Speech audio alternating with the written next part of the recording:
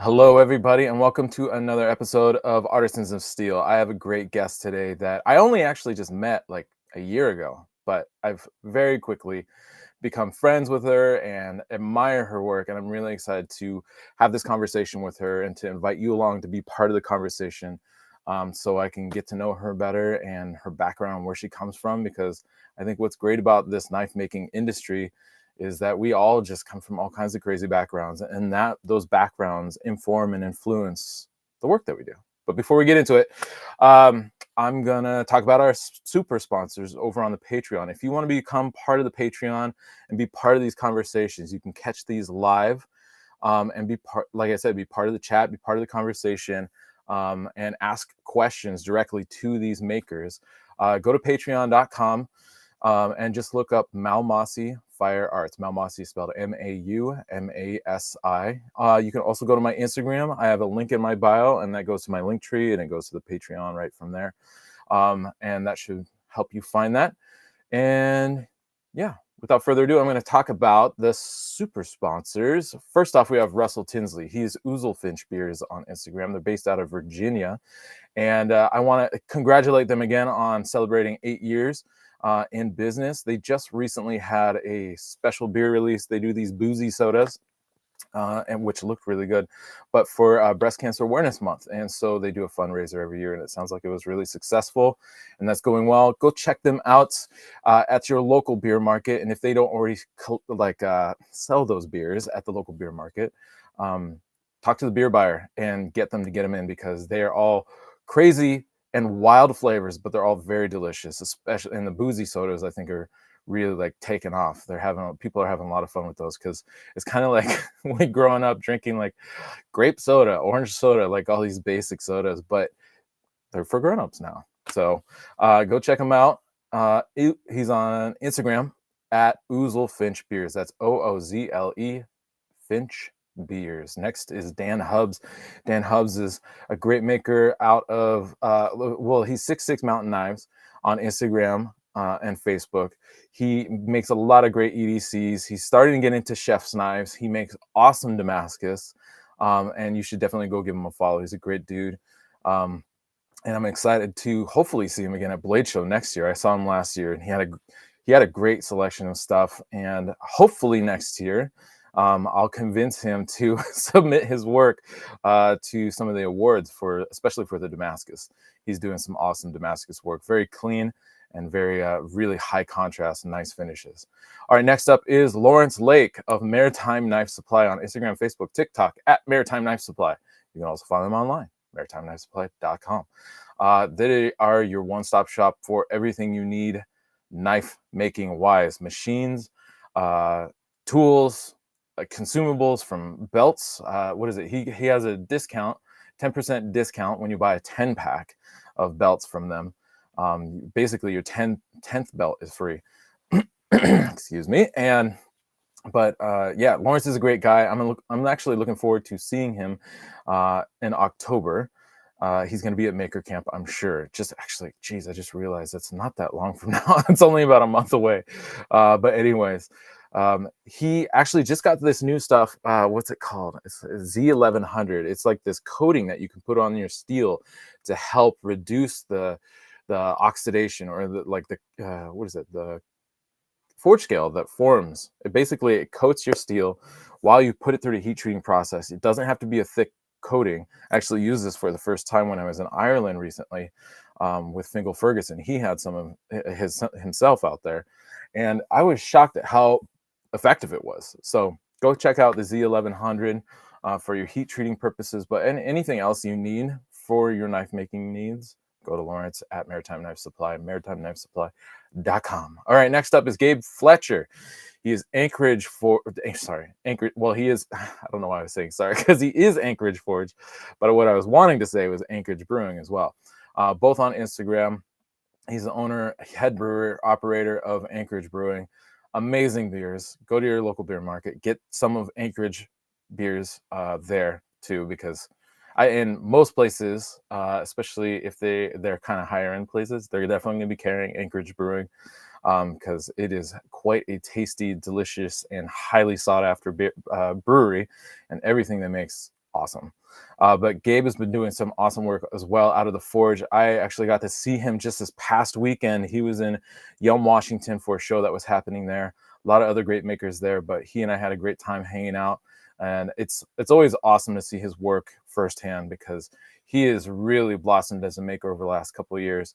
And I can't, it's hard to hate on him, because he's just freaking killing it, and he's super humble. And I love seeing the way he's taken things that I've learned, or he's learned from me, or that he's learned from other makers, and he's just really taking it and running with it and coming up with creative and new ways of approaching, especially like Damascus making and handle making and sculpting. So go check him out on Instagram at Anchorage Brewing, as well as at Anchorage Forge. All right, next up is Tony Sazma. He's TNT Forge. Normally he's at TNT Forge on Instagram, but Instagram is kind of, I don't know what the hell happened. They kind of got rid of his account. Hopefully he can recover it. Excuse me. Oh my God. He also is on Facebook. He has TNT Forge on Facebook, but it almost looks like his account got hacked, because there's a bunch of weird posts at the top that have nothing to do with either knife making or the woodworking that he's doing. So you can contact him, probably direct. Oh, geez. I don't even know if he has a website. I was looking for his website earlier and I couldn't find it. But anyways, we'll figure out how to get you to Tony. But he's here in the Patreon. He's also here in the Patreon's Discord that we have. So if you have any questions for him and you want to connect with him about his knife making, about his woodworking, you can connect with him there. He's an awesome guy, and I really appreciate him being part of the Patreon and supporting the Patreon the way he does. He's been part of actually our Q&As when we talked about blade finishing and handle finishing. He does an incredible job. So somehow we're going to figure out how to get you connected with TNT Forge. But I just want to say thank you to Tony for being here and being part of the Patreon. All right, finally, we have Josh Weston. He's a good friend of mine. He is an awesomely creative maker. He comes from a background of graphic design and art, and he has then rolled that into his forging. He's been forging for a long time. I remember seeing a long time ago, probably like 10 or 12 years ago, when I was first getting started on my own. I found this guy who did an introduction, or like a tutorial on how to forge a tomahawk out of a railroad spike. And the way he approached the forging was insanely difficult. But he did a killer job. They look so awesome. But it was actually Josh, and it was awesome. It was really great to meet him. I think I met him at Blade Show maybe 5 or 6 years ago. And we've been really good friends ever since. He is part of the at Dragon Forge experience, as well as at Josh A. Weston on Instagram. Right now, he's building he's modifying his hydraulic press. I think it's like a 12-ton coal iron press. So it looks like a giant dwarf face, bronze face with all this like etching and patterns and designs and stuff on the face of it, with glowing eyes, and it's crushing. It's like chewing the steel as it's forging it. It's super cool. But he's also done a lot of these crazy forge builds that look like dragons. So when you go to these events, these Renaissance festivals, which I think they're down in Texas right now, but you can get more information over on the Dragon Forge Experience page. They modify, or they built these forges so you're forging, you're pulling the steel out of the dragon's mouth and then forging on the steel. And the dragons are super elaborate and very cool. And my kid keeps begging me to build one myself. I can see how much work Josh shows, like the work in progress, and they are incredibly labor intensive. It's like 2 or 3 month build. So maybe someday, but maybe I can convince Josh, if he retires one, that maybe I can pick it up off of him. But again, you can find Josh on Instagram at Josh A. Weston.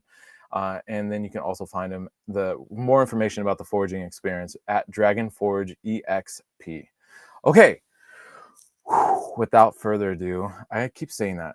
I feel like Joe Rogan also for a while was like, I need to stop saying without further ado. But anyways, I'm just really excited for my guest today. I'm going to pull her in here. Like I said, she is a badass. She's super rad. Thank you so much for joining us, Joyce. Thank you for having me. Kutty Knives in the house. Right, people can find you on Instagram at Kutty Knives. Okay. Yep. Yeah, I first met you. Okay, so I first met you last year at Maker Camp. Mm-hmm. I think it was Steve that was like, "Oh yeah, my friend Joyce is going to be helping with the food." I was Yeah. like, "Oh cool, you brought a food person," and Mm-hmm. it turns out after talking with you a little bit, you actually make knives too. I was like, "What the fuck? Why didn't he lead with that?" I was like, I "He's have a keeping couple it." things I do. You more than a couple. You are incredibly multifaceted, and I love all of it, and I want to hear about all of it. But we had like one of the great things about Maker Camp and these kind of in-person events is they create an opportunity to really talk with people and have a personal exchange back and forth. And Hmm. we went deep really fast. Yeah, And real like quick. we became We super didn't even close. talk about knives. I don't even think No, we talked about knives. yeah, we just went into the deep dark recesses of our past life, or not past life, but just life in general and all this Yeah. experiences we've had. But I'm very thankful to know you and to have had those chances to meet you and to connect with you. And but ever since then I started connecting to your page out at Maker Camp. I have terrible service there. Well, I wasn't really able to do it there. Hmm. But once I started seeing your work, it's so I like I see a lot of people doing a lot of elaboration on knives. Some of it Hmm. is cool and warranted, and especially because it's like they're using it as an outlet for their artistic style. Sure. But then I also see people throwing in like these decorative spacers and decorative pins and stuff, and those all have a place. But it's like a lot of people want to just throw as much of that stuff on there to kind of try Hmm. to gaudy their work up so that Bump it then they up. can Yeah. sell it for a bunch of money. Hmm. And I really, I kind of, I didn't start doing a lot of that. I just did like spacers and pins, but I Hmm. really got away from all that because it's actually really difficult to make something look very simple, especially when it's Yeah. handmade, because you cannot really hide mistakes. Hmm. Um, but at the same time, mistakes do happen, or there are some minor flaws. So then there's an aspect of kind of I think, as Jeff would say, kind of incorporating the humanity of the creation of the thing. Um, Hmm. Hmm. and you do a really great job with your work. I feel like I think in my description of this, I said there's an understated elegance to your work, but I think it's Thank really you. beautiful. I love the simplicity. I've strived for simplicity now Mm. more, and even though I have like these crazy flashy patterns on my blade, I'm still Hmm. trying to Hmm. keep it as elemental and simple as possible, which Yeah. is really hard. Yeah. Like But I you can said, see it. You can see it in your work too, for I sure. appreciate it. I appreciate it. Yeah. Yeah, and so yeah, it's just and I could just continue to follow. But not only do you do the knives, you work with non-ferrous metals, which is like Hmm. copper and other metals that are basically not steel or iron. Hmm. You are a woodworker, wood Hmm. turner, especially I see Hmm. that a lot in your handles Recently. Yeah. recently. Oh, that's a new one for you. Okay. Yeah. You are an angler, very Hmm. talented, not only Thank you. from shore or off boats, but in the water, Yeah. diving. And you're a soccer player apparently too. You're a Mhm. credible musician. I Thank you. love your. I don't know if would you call it fiddle playing? Honestly, probably I don't not. know I the don't definition. know. I play the violin. Fiddling is like a whole. I'm very new to Okay. fiddle playing. Okay. And I know some fiddle tunes. But it is a totally different fucking thing. Like, yeah, Yeah. yeah. So So, you're just I wouldn't say a chameleon, but I would say you're multifaceted. You mm, just have all these interests, and it seems like you're one of those people that finds something that's intriguing, and you start diving into it. And if you mhm, really love it, then you just keep going deeper and deeper. mhm. And I'm guessing if you don't, then you call it good and you move on. Yeah, for But sure. where And does there's many of that. yeah, and you're one of very few women in the knife making industry, Mhm. especially and a person of color, a woman of Yeah. color, a brownie, is Yeah. us brownies Yeah. as we like to say. Yeah. There aren't many of you or us in the industry, well, and especially of you, Mhm. um, Mhm. Mhm. brown woman making knives and doing a great job at it. And so I'm really excited to talk to you and to just kind of dive deep and probably yeah and get into like more of your background and your family Sure. history and what brings them here and how that Mhm. influences not only the things that you do, especially around the cooking. That's another thing. You're a Yeah. talented cook. Um, the cooking, the fishing, and how that influences and informs your knives.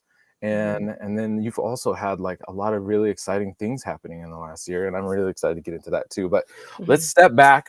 Who the fuck are you, and where the fuck do you come from? How did you get here?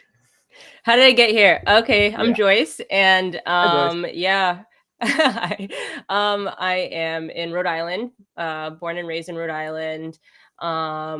Yeah, my parents, my dad, he's Indian. He came from India here in the 80s, and then my mom is sort of like a huge mix of things. She's Indonesian Chinese.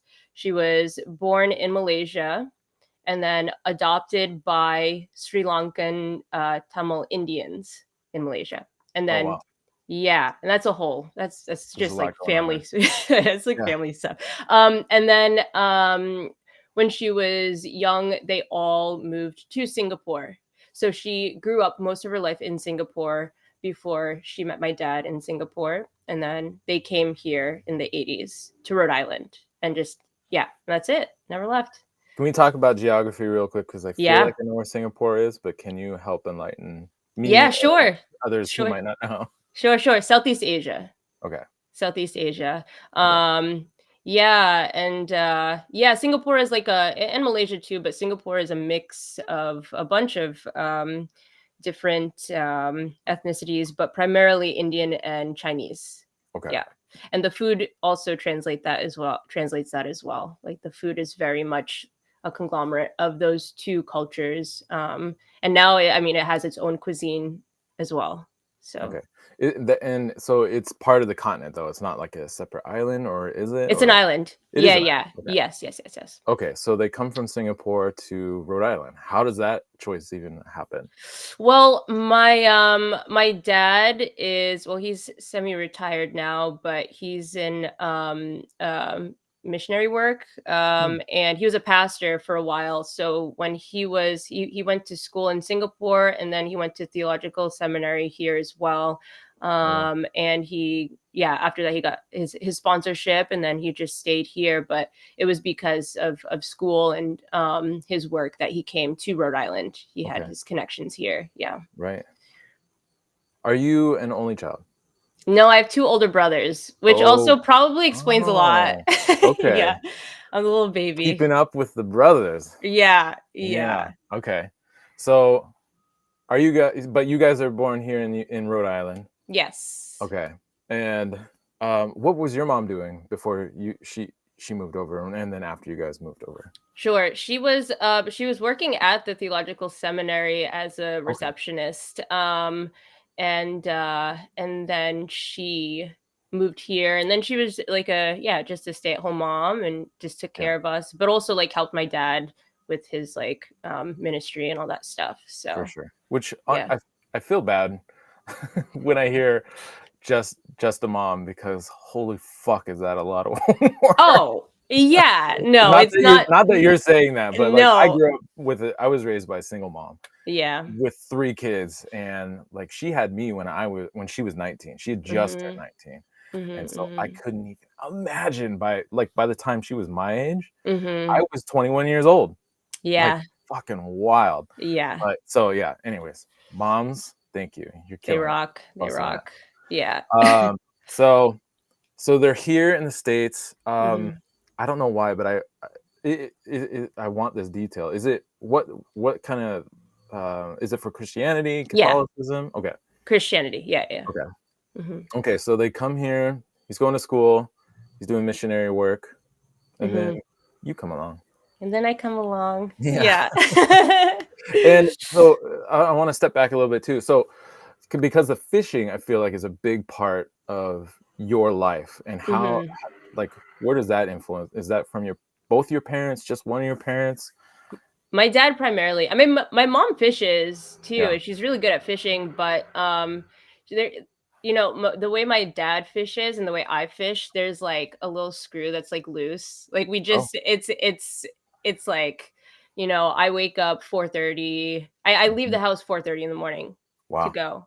So like all that fishing, like especially on work days, I try to get it done before 8 o'clock, and then I start my Man, day. holy Right. shit.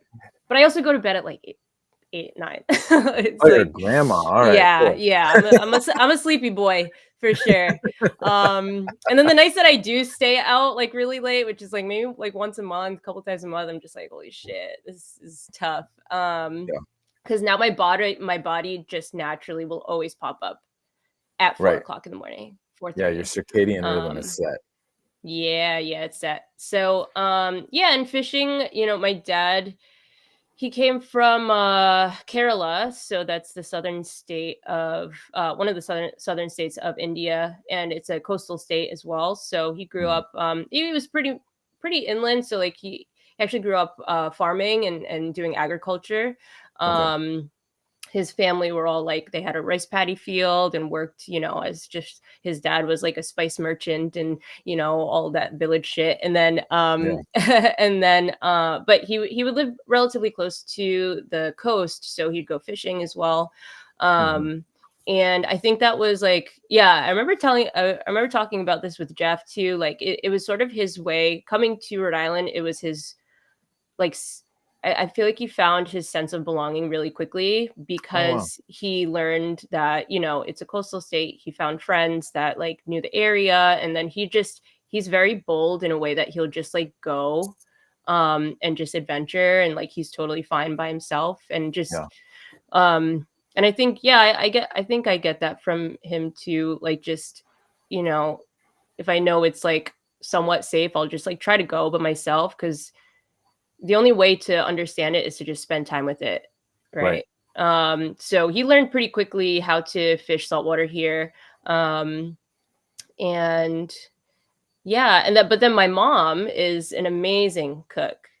She's Mm. like that auntie, and she just knows what to do. Her taste is just like, it's so fucking good. So my dad would bring the fish home and my mom would butcher the fish and break down the Okay. fish. So I learned how to fish and break down a fish, process everything at a really, really young age. I sent you some pictures. Like I was looking at Yeah. pictures, and my earliest memories is like 3 years old, just like sitting with my Oh, wow. mom, and my mom would like, our favorite thing to do, like we'd lay it down on newspaper. Yeah, yeah, yeah. And she would open up the belly, and Right. we would see what the fish was eating, Right. because that gives us an idea of what lures to use or what bait they want. Oh, And then, interesting. Sure. yeah, yeah, they'll like swallow fish whole. I processed a fish like a few days ago, and I opened the bell. I got the belly in my hand. Didn't open it yet, but I was like, this feels like a whole fucking squid. Like, and Oh. it wasn't like, it was one of those bonito, so it was like a medium sized like fish you can catch on the shore. And Sure. sure enough, it was a whole squid, and I was like, this is insane. I mean, the squid was like half the size of the fish. How does it So even fit it in his body? I Like, don't does its know. I don't stomach know. start You at the gotta back of ask. his throat? You gotta ask a fish. I don't fucking know. But it was hungry. Yeah, Yeah. that's me I holding the love it. string. So, Yeah. and Getting then in there. my other thing that she would always do, and this sounds like kind of crazy, like saying it now, but whatever, I'm so desensitized to it. But Sure. she would find the heart of the Mhm. fish Yeah. and like put it down for me, and I would always, always, always want to see the heart, Right. because I just could not believe how small it was. Like Oh, it would sure. always fucking blow my mind. I'm like, oh my god, the heart is so small. How So it's small just, is it? Like the size I of your mean, it's thumb? like Oh, they're like wow. that big. Yeah, So it's like yeah, the last little segment of your pinky. yeah, yeah. Wow. Barely an inch. Yeah. So That's wild. yeah, and yeah, just growing up doing that, and also, yeah. Cute. You know what? This photo, I was looking at this photo today Yeah. before I sent it, and Right. we could talk a little bit more about this, but like, fishing, um there's a lot of, and I feel like you can find this everywhere, but especially in Rhode Island, there's a lot of oh, what's it called, stereotypes about immigrant people who are immigrants Sure. fishing on like the families, the yeah, just the people fishing. Yeah. A lot of stereotypes of people of color and immigrants. And this photo just like, it just reminds me that like everyone out there fishing, um, they're bringing the fish home to their families. Yeah, That's all it's they so want to important. do. And like this is, I've seen it. We've experienced it. Like Yeah, people, um, you know, just not being too kind to my dad. Like especially in the sure, early days. I feel like now sure. people have tamed down a little bit, but um, just people have an idea of who he is, Mm, that isn't accurate. And these photos are just like what happens after. And I think these photos yeah, bring him bringing the fish back to his family, and then you know everything that comes after right, that is so humanizing. And these photos are so important to me. And right. Because yeah, yeah, that negativity around it, when the reality is like people just one, it's great to get out and have that connection with your food, whether yeah, you're fishing, foraging, whatever, hmm, hunting. But two, a big part of it, and you actually hear this a lot on hunting podcasts too, is like you're bringing that food home to take care sure, of your family, and you absolutely, know exactly where it came from hmm, versus you buy stuff prepackaged, frozen, shipped around the world, and some of it's great, hmm, but other stuff can be farmed. There can be other kind of parasites and all this weird stuff and yep, going on, yep. or there could be all this kind of like Oh, it's gnarly. Yeah, land animals. There's all kinds of fucking yeah. And you crazy don't know because you practices that only, are just so yeah. ridiculous. But yeah, Well, you only see the fillet at the supermarket, right? So you right, don't know if the fish had 2 heads or not, It's right. like Oh my God, you're right. Yeah, so, but, yeah, I listen to Meat Eater a lot, and just, like, sure. hearing, them talk, I don't know, it's just that type of knowledge is, like, you know, I love learning about all of that stuff, and it is important for me. And, um, yeah, you're just trying to eat, Yeah. you know? Well, and I love. I think it's and the pictures you provide are all just like family. Like, Mhm, and that's such a, I think for me, one of the reasons I really love making the knives I'm making is that they're tools ultimately. They're pretty and mhm, stuff, but they're mhm. tools first. Yeah. And those tools are meant to make food. It's part of the process. Mhm. You're not cooking food on the knife, but you gotta prep Yeah, stuff, right? yeah. No, You it's gotta it slice is stuff. the important tool, yeah. Yeah, and it's a really big part of cooking. And but what you're doing is you're like we don't really think of it because it's our everyday thing, but because at least I think in American culture, it's just like, and this is obviously a generalization, but it's Mhm, just like let's get the fuel in us so we can get back to wherever the fuck we're actually mhm. trying to go do.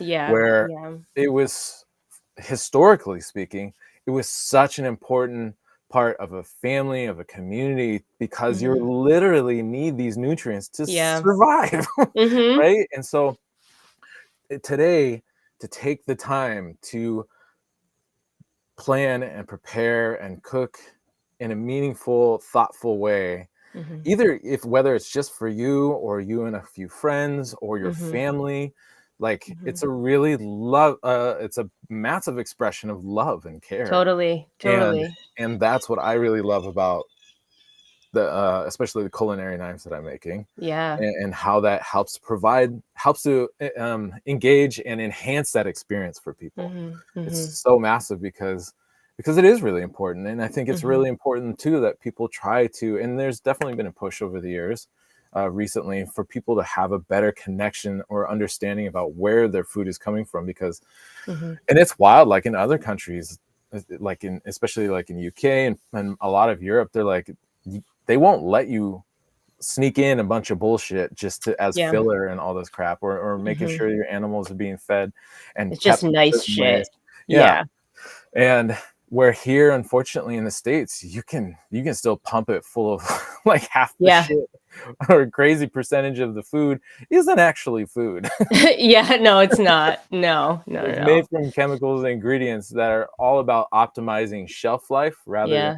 than the quality, the nutrient quality of Mhm, the food. mhm.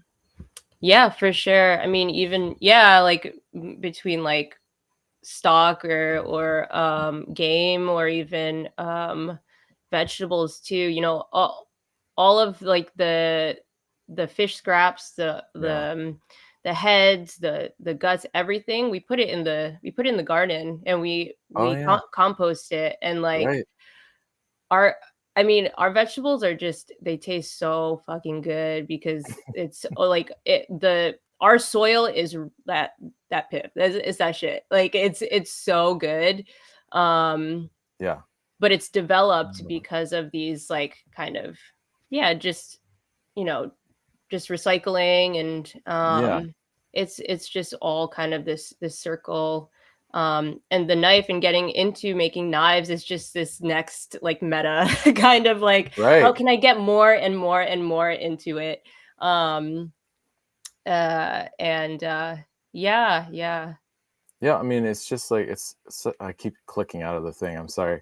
You Your could knives, you, though, because I want to pull up the knives and have a look at them because all of this informs kind of the form that your knives take, yeah. and I don't know if they're inspired by knives that you grew up using or Mhm. knives that um, were common. I don't know. I don't know. Yeah, tell me about Yeah, I think your like knife work and where that comes sh- from. sure. Well, the first one that you're looking at is like a boning knife, like a small On the fillet left. knife, and Yeah. you know, just working with fish and understanding my hand at it. Right.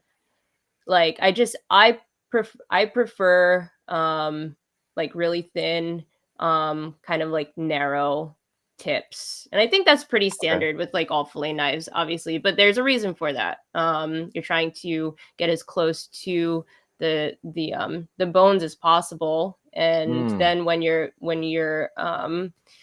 trying to kind of cut the skin off, if you're doing a fillet, you want it to be kind of like as close as possible. Um, and then yeah, the other things, you know, like I started making so kind of to pull back a little bit. I went yeah. to undergrad. I went to undergrad for jewelry and metalsmithing. So that's where I kind of got my hand at Okay. metalwork, Yeah. but non-ferris. You know, I was doing like jewelry Yeah. basically. And then I was a jeweler for a while. I was working as a jeweler for Tiffany and Company. Oh, Um, whoa. I feel like I heard you yeah, say that before, and I was like, "What the fuck?" yeah, yeah. And with that company, that was my first exposure to production work, Okay. and and also like fine jewelry. You know, their facility is just like state of the art shit. Like it's just Right. it's like a fucking candy shop. You go in the drawer, you could get whatever fucking wheel you want. You get, like they just have it all, and it's at your disposal kind of. Right. And I was a jeweler working with the harmony rings, like the engagement rings with Okay. primarily platinum, but like other metals as well. But and then I the more I worked, the more I was put on new product development, and like process engineering. So doing a lot Mm, of time studies, and working with specific tools and coming up with a, a way to qualify these new products for floor production. okay. So that's like process engineering. So you have these tools, use it, do these steps. It should take this amount of time, and kind of refined like how I go about breaking down a order of operations, Okay, yeah. for yeah, and also like making it like high Tiffany quality, but also justifying the time spent on it, like all of those kind of like, you know, as a business owner, Sure. or like working on your own stuff, you have to figure these things out, and that's like kind of like playtime. It's an experiment. And you Mhm. have to land on you know, a process that works, that can justify the price and labor and Right. material. So see, I did that. and then I went back to grad school because I was struggling with a lot of vision issues. So Oh, I lost my vision in my right eye. So Oh, I'm wow. 90% blind in this eye. No And way. I then had no idea. yeah, Okay. and then, some of a little bit of my central vision is missing in this eye, but it's not it for the most part, it's there. Okay. But it started, like, as I was, like, going, as I was graduating undergrad, it was starting to happen, and then as I was being a jeweler, that's when it kind of, like, over the years, it got worse and worse, but, Right. yeah, it started as, macular edema, and then it went untreated, and then it turned into glaucoma. I had, like, at a certain point, I think for, like, I don't know, maybe even half a year, I was, like, full-blown cataracts in both eyes, and, Oh, shit. that had to basically there's a lot, Yeah, yeah, yeah. that but, it had to my eyes had like, the inflammation had to be at a certain place in order to actually do surgery on it. Mhm. So the inflammation had to go down. So anyway, so struggling with that and the jewelry, it was just, I ended up only working in a microscope, which is not that's not what you're supposed to do, like Right. it because it narrows the field of vision, it slows you down, and it's also just really taxing on your eyes. Sure.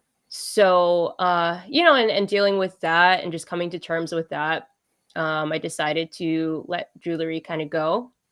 Sure. Um, and luckily, I got all my fundamentals and I really kind of dug into it and got a good hand at it before all of this stuff was happening. So now I'm kind of, a lot of what I do relies on my previous like knowledge of like how it feels and what it Mm. should look like and Right. um, relying on those muscles. And yeah, so after that, then I decided to go to grad school Mhm. to study exhibition design. And I went, yeah, so I did that. And for me, that was a way to sort of like really, really scale up. I wanted to change the scale in which I Yeah. worked. And that program was more geared towards well, it was kind of like an open-ended thing, but I think the intention of that program was sort of geared towards museum exhibition and Right. more, yeah, just like a lot of stuff. And yeah, just bringing it back to objects. And it was the first time that I sort of really, really investigated the context and fully included the context in which these objects are made.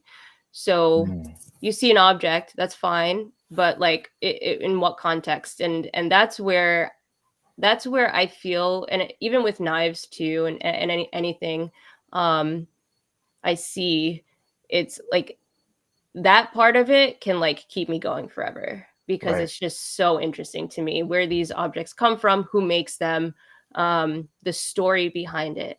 I Yeah. grew up, um, my dad brought back a lot of vessels and different objects that we had in our ancestral home in India.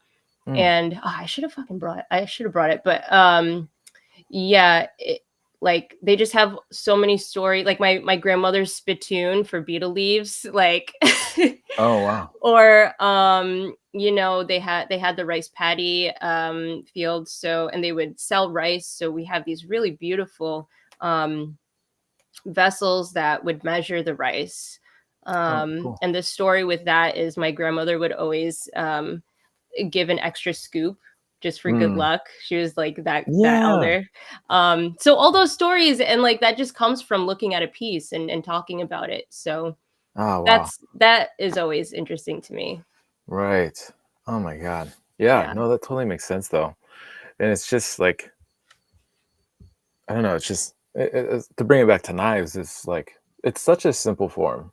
Hmm. And it's honestly like tool making. A lot of people like to say something else is the oldest trade, but I think tool making is actually the oldest trade because Yeah. as a bunch of fucking cavemen, ding dongs, trying to figure some shit out and build shelter and make some food. You need some Yeah. fucking tools, right? Yeah, for Tool sure. making was so crucial.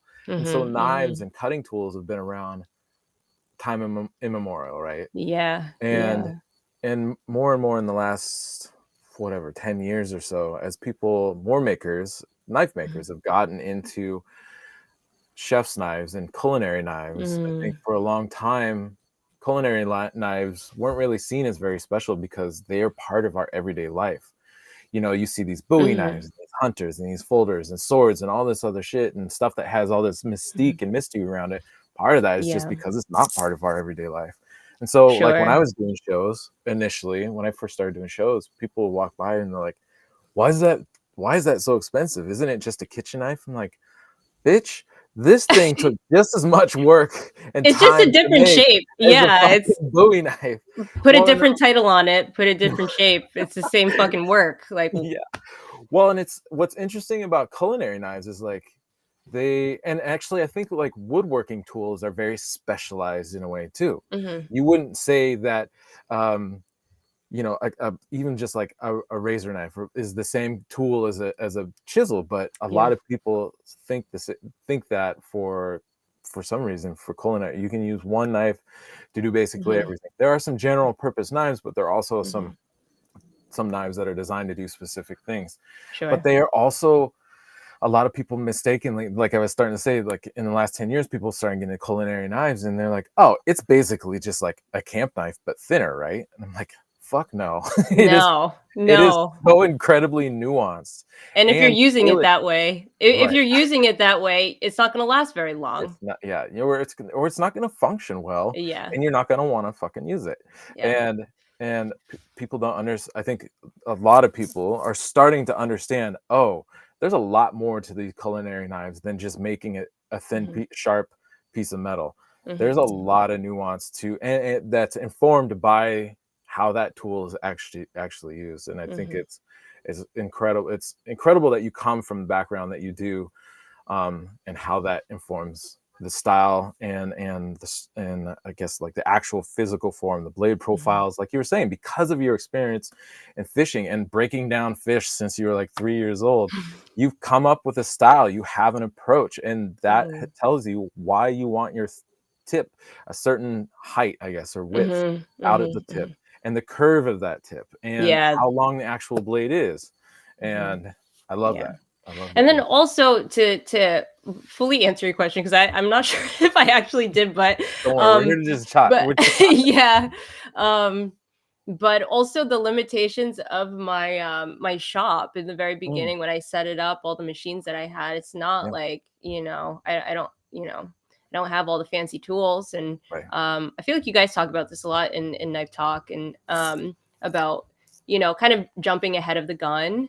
Oh yeah, sure. And for me, I like to kind of like ease into it. It's like, you learn how to ice skate with like janky ass like blades, and then once you get it, and then you get Yeah, some fucking nice ass blades, you're just like, right. oh shit, yeah. Yeah, um Bill's character, but yeah, all all of that kind of, the limitations of my machines obviously inform the yeah, my design. right. So that kind of like back and forth, that conversation, and yeah, just figuring out what I can do Yeah. with what I have.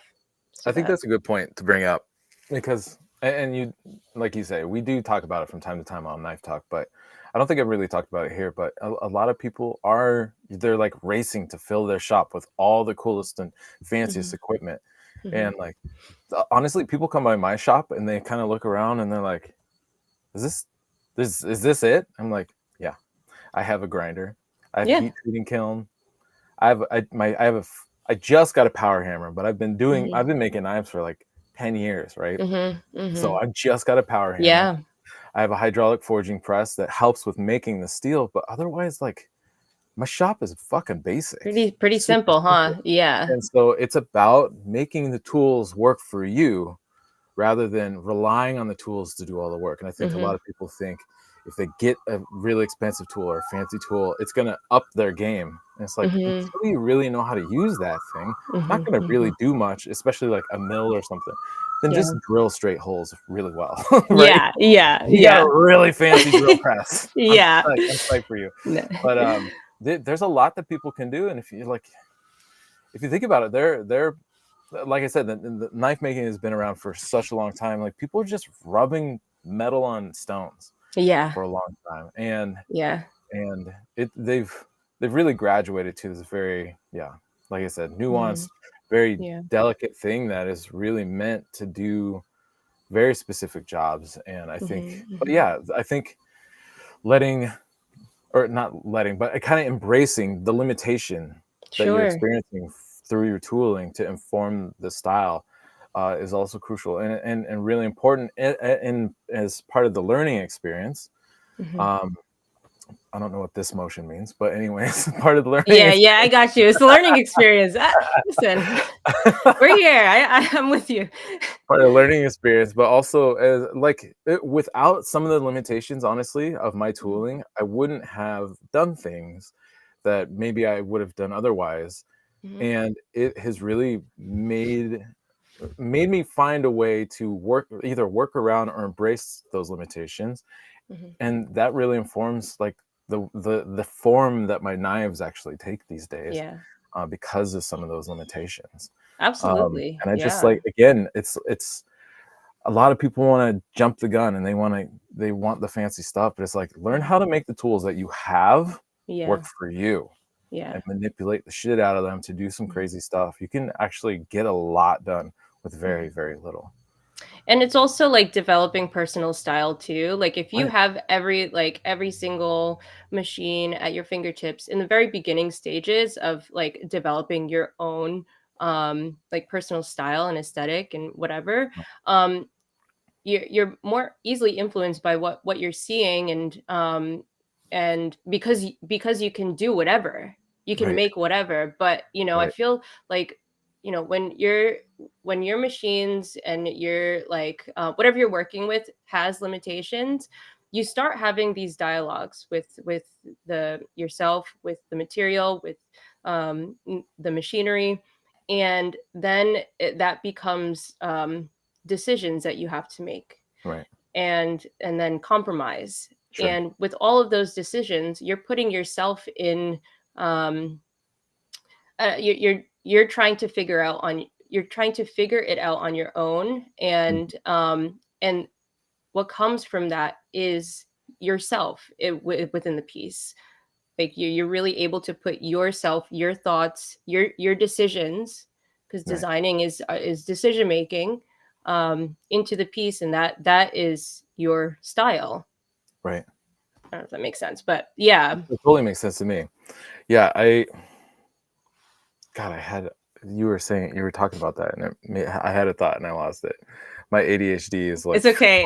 on a rampage right now. Tried to There's drink a some lot to talk coffee. about. I took my Uh-huh. Adderall. So Nice. I was like trying to stay. I also took a little L-theanine, which is like a supplement that's supposed to actually kind of help Oh. if you're uh, overstimulated, to help cool you down Hmm. a little bit. Hmm. God, it was about You're doing great. We the have a lot to form. talk about.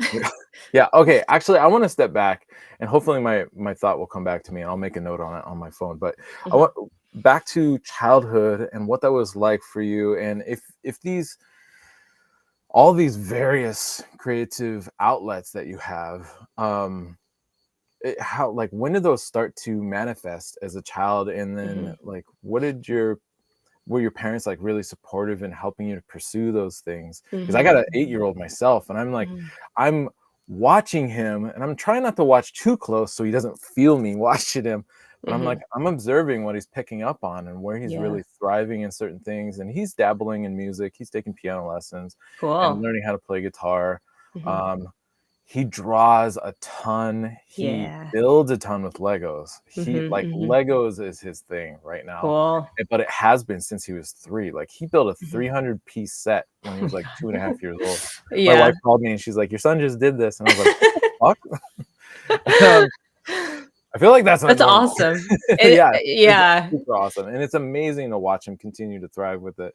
So I was just curious, like what your upbringing in childhood was Mhm. like, and where those creative expressions showed up, and then how Mhm. like your family kind of like encouraged them. And do your Yeah. parents also have like some creative bents of their own? Do you have Yeah. siblings? Like, yeah, Yeah. Yeah. So growing up, my parents, they made us do three things. It was sports, music, and some type of like art, right? mm, Within school. And yeah, so these were the three things that we had to do.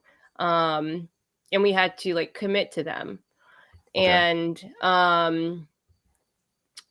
I do think I'm not a parent, so I don't know what it's like, but yeah, I have a niece and nephew, and I talk to my brother and my sister-in-law a lot about like their parenting style. And um yeah, it is a fine line between like, you know, forcing your kid to do something and like like traumatizing them versus like sure, allowing them to explore things, but right, but also instilling like integrity and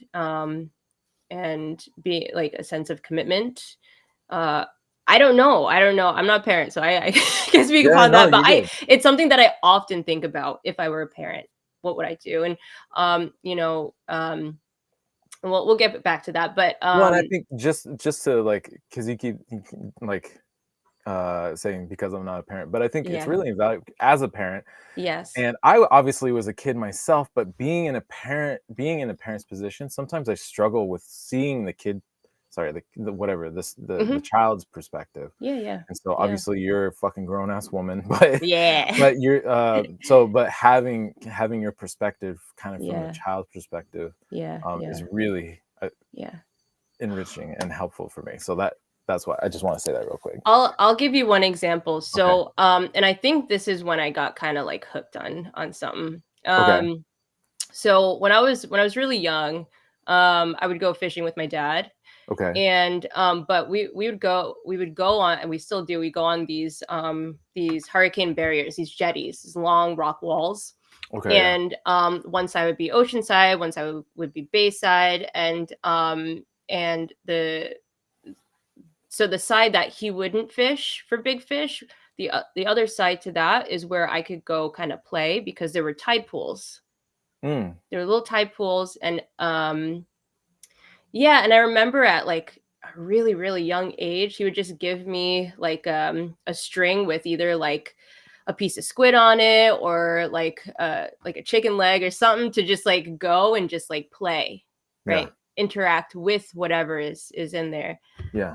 And I remember I got really good at I got really good at catching lobsters. Oh, nice. To the point where, like, my dad was like, "Okay, you have to stop. It's illegal to do this." Like, the first, second, third, he allowed me to keep it because I was, like, so proud of it. But then, Yeah. because so I would drop what I would do is I would drop the bait in Yeah. and start to see Mm. what creatures are in there, right? Yeah. So once things start to move, once your eye calibrates to these little movements, then you see the whole world, and Mm. suddenly you see a shit ton of like creatures in there. Right. And then there would be these rocks that yeah, like you can tell the rocks that lobsters like to be under. Because they have So, like, do they have kind of an overhang of sorts? yeah, they have the overhang. Yeah. And I would kind of put the bait there and kind of like drag it out, and then all of a sudden you see the Right. little tentacles come. Antennas. Yeah. So I'm like, okay, now I know where they are. Now how do I get them? So I asked to borrow my dad's long net, Mm. and I would bring it out. And after multiple times of trying to figure it out, I was able to like get them out from under the rock, but then drop the net behind them, because I realized Oh, after because that would be the retreat, would be yeah. to go. Oh, Because before, like, a couple of times I would try to scoop it, and yeah. they'd be too quick, and I'm like, they're moving backwards. So let me see if I just drop it straight down. Yeah. And then you also have to like position yourself on top of like many rocks and just like, just Right. get in there. Dude, Um, that's fucking smart. yeah, but I mean, I was really young, but that was just because I had the exposure, I had the Mhm. freedom to do it, and I was just like really, really curious at a young age. Um, and that was the first time, like that was the first time that I realized I could be like good at something. And Mm, when you become good at something, then like you get like the adults' attention, right. and um, and yeah, that was kind of the first time like just figuring out something and Yeah. becoming good at something and having a reward at the end. I'm Right. very like reward driven. Yeah. um and yeah, the only other thing that I can think of at a really, really young age is around the same time is my dad. He's still to this day, he writes with fountain pens. Mm, He like, and he has a beautiful handwriting, and mm. I always love them. I think fountain pens are so sexy, like so beautiful, Yeah, and super cool. but he never let me use them. So I was like, "Fuck Dad, you, Dad!" So I what went to the the when I was at the ocean. I remember this. I think I was like 5 or 6. I Yeah, was at the ocean. I found a crab leg, and the tip was kind of like, it was like beveled. So, and it, right, it, like it a just nib. like, yeah, it was a nib, and it reminded me of his fountain pen. So I remember taking it and rubbing it against a rock and getting it like Oh, you sharpened find kind it. of. Yeah, yeah. And then and I was like, look what I got. I don't need your shit. That's But funny. it didn't work, but like my parents entertained it and like let Yeah. me dip it in the ink, his fancy ink, and Mm, that like mimicry, I think, kind of, I don't know, just being out there, yeah. and using natural materials. Yeah. And then yeah, my dad is he has a really beautiful voice. He plays a tambourine. My Mm, mom plays the guitar. My mom is like, she's an Aquarius, so she's just like, she just knows how to do everything. Really, okay, I got you. she sews. She knows how to fix everything. She's just really, really good. And yeah, then my two older brothers were in the same like sports, music. Um, and my oldest brother is a pianist, and he lives in Germany. Okay. So he's, Oh, wow. yeah, and he's a piano teacher there, and yeah. So I don't know. I think it's a result of like just not having a lot growing up too.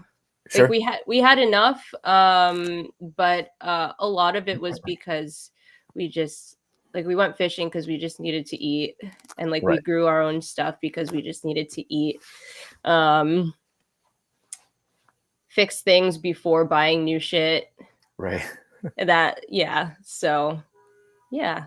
Yeah, so you did touch on some, especially with the lobster catching. Hmm. And I made a note of it so I wouldn't forget. Hmm. But we were talking about like if you have a shop with all this stuff, it doesn't challenge you in a way, I Yeah, think, it doesn't. because then you're like, oh, you see something you like, I can do that, and then you replicate it, and you see something else, and you're like, I can do that, and you replicate it. Versus being limited in your tooling creates an opportunity. It's a challenge, but Yeah. it's lately like this saying has been like bouncing around in my dome, which is there's gold to be mined in the hills of challenge, Mm, because there's wisdom, there's creative problem solving yeah. that's there waiting for you, but you have to accept those challenges and Hmm. work through them to then glean or to get that Hmm. treasure on the other side. And I think a lot Totally. of people, and myself even included, Yeah. I'll see that I'm just like, oh, again, fuck. But that's fucking life, right? That's It's it. just Yeah. you get through one, you Hmm. celebrate a little bit, and then you're like, Hmm. guess what? Here comes another one. Yeah. Yeah. And it's just, and my kid right now, like he's struggling with that a lot. He's like, oh, why can't it just be easy? And I'm like, bro, this is life. Yeah. One challenge after the next. And the trick is seeing those challenges as opportunities rather Yeah. rather than just like walls and obstacles that are Mm-hmm. insurmountable. And by seeing them as opportunities, you grow personally as a human being. And there's a lot to learn and take away from those experiences, whether it's Mm-hmm. positive or negative. It actually doesn't fucking matter. It doesn't matter. You're still learning from it. It's learning. Hopefully, if you're Yeah. learning from it, then you are still continuing to grow. Yeah. But I think the limitations in tooling, I was, when you were talking about that, I was like, yeah, I forgot, like I would have to, like I didn't have all the tools, and I still Mm-hmm. don't have all the tools. Yeah. And Yeah. so I'm figuring out workarounds for things I want to try to accomplish, but I don't have the tooling for. So I'm either Mm-hmm. Mm-hmm. making it, and then I have to figure out how to make it. I have to learn Mm-hmm. how to weld. I have to learn how to like forge or create these different shapes and forms, and then put them together so they actually fucking work. And this is all Yeah. stuff like I grew up like in high school and middle school doing woodworking, but metalworking was never, we had it available, but I never Mm-hmm. took it. I was like, Mm-hmm. metalworking, what's fucking metalworking? It's so dumb. No, I didn't think it was dumb. It was just, I felt like it was not my thing. I was Yeah. very I was Wow. That very much, changed. yeah, for sure. I was very much, I had a very fixed mindset. I don't know if you've Yeah. heard this phrase before, but fixed mindset is just Mm-hmm. like things are the way they are, that's it. Yeah. Versus a Yeah. growth Yeah. mindset is like, Mm-hmm. I don't know how that works, but I can figure it out. Mm-hmm. And Mm-hmm. and having kind of like that flexibility of seeing challenges as opportunities and Mm-hmm. for growth and learning and all that kind of stuff. So I was in a very fixed mindset, and woodworking had always been my thing, like I said. And so, but now I'm doing all this metalworking and stuff, and you got to figure it out. And so, kind of going back now to your lobster fishing, and you just fucking slaying the lobsters. That is such a smart move, and for your brain, I feel like a lot of people will be like, "Ah, this is fucking dumb. Mm. I'm never gonna catch one." But your Yeah. brain was like, "Okay, you made some good observations." Mm. And you logicked it out, and we're like, well, and you experimented, you allowed yourself room for experimentation and failure. Mm-hmm. And I think that's another part of the whole challenge and Mm-hmm. trying to mine the gold out of those hills of challenges, that Mm-hmm. you got to experiment, you got to try things Mm-hmm. and Mm-hmm. be willing to fail. And I think that's part of the part of the, Yeah. I have like this perfectionist issue, Yeah. We've talked about it. yeah, for Yeah. sure. And so Yeah. and that is a major hindrance for me in accepting challenges. But at a certain point, I feel like there's no other way around it. I just gotta fucking do it. Yeah. And I have to accept the fact that I'm probably gonna fail. But hopefully, if I keep maintaining the right mindset, I will learn from that failure, and Mm-hmm. I'll be able to come back better prepared or with Yeah. better ideas for the next time around. Yeah. And that's just how fucking learning works. And Yeah. I think so. All of this around limitation and tooling, creative Yeah. problem solving is a massive thing that I think a lot of people and companies or employers or whoever, like everybody could benefit from it. Mm-hmm. But too Mm-hmm. often we rely on the prescription of other people's ideas Sure. rather than thinking for ourselves to find a solution. And I think that's Absolutely. one of the biggest parts about being in this creative, or like in a craft that is really pushing your creativity, and especially being new to a craft. Actually, Mm-hmm. sometimes I'm like, God, sometimes I wish I was new at this again, because there's just such a massive learning curve when you're first starting, Sure. especially Yeah. when you're limited on tooling and money for buying tools and stuff. You're like, I got to figure out a lot of shit. Mm-hmm. And now Mm-hmm. I feel like I've hit a little bit of a plateau. I've become kind of comfortable with where I'm at, Yeah. and and and it's like it's not stimulating that creativity aspect of my brain. So I'm trying to Mm-hmm. find new ways to do that, but Mm-hmm. Mm-hmm. still kind of struggling with it a bit. Yeah. I want to touch upon that. I Yeah, also need to go go to the ahead. bathroom. So let me Yeah, go ahead. I'll be right back.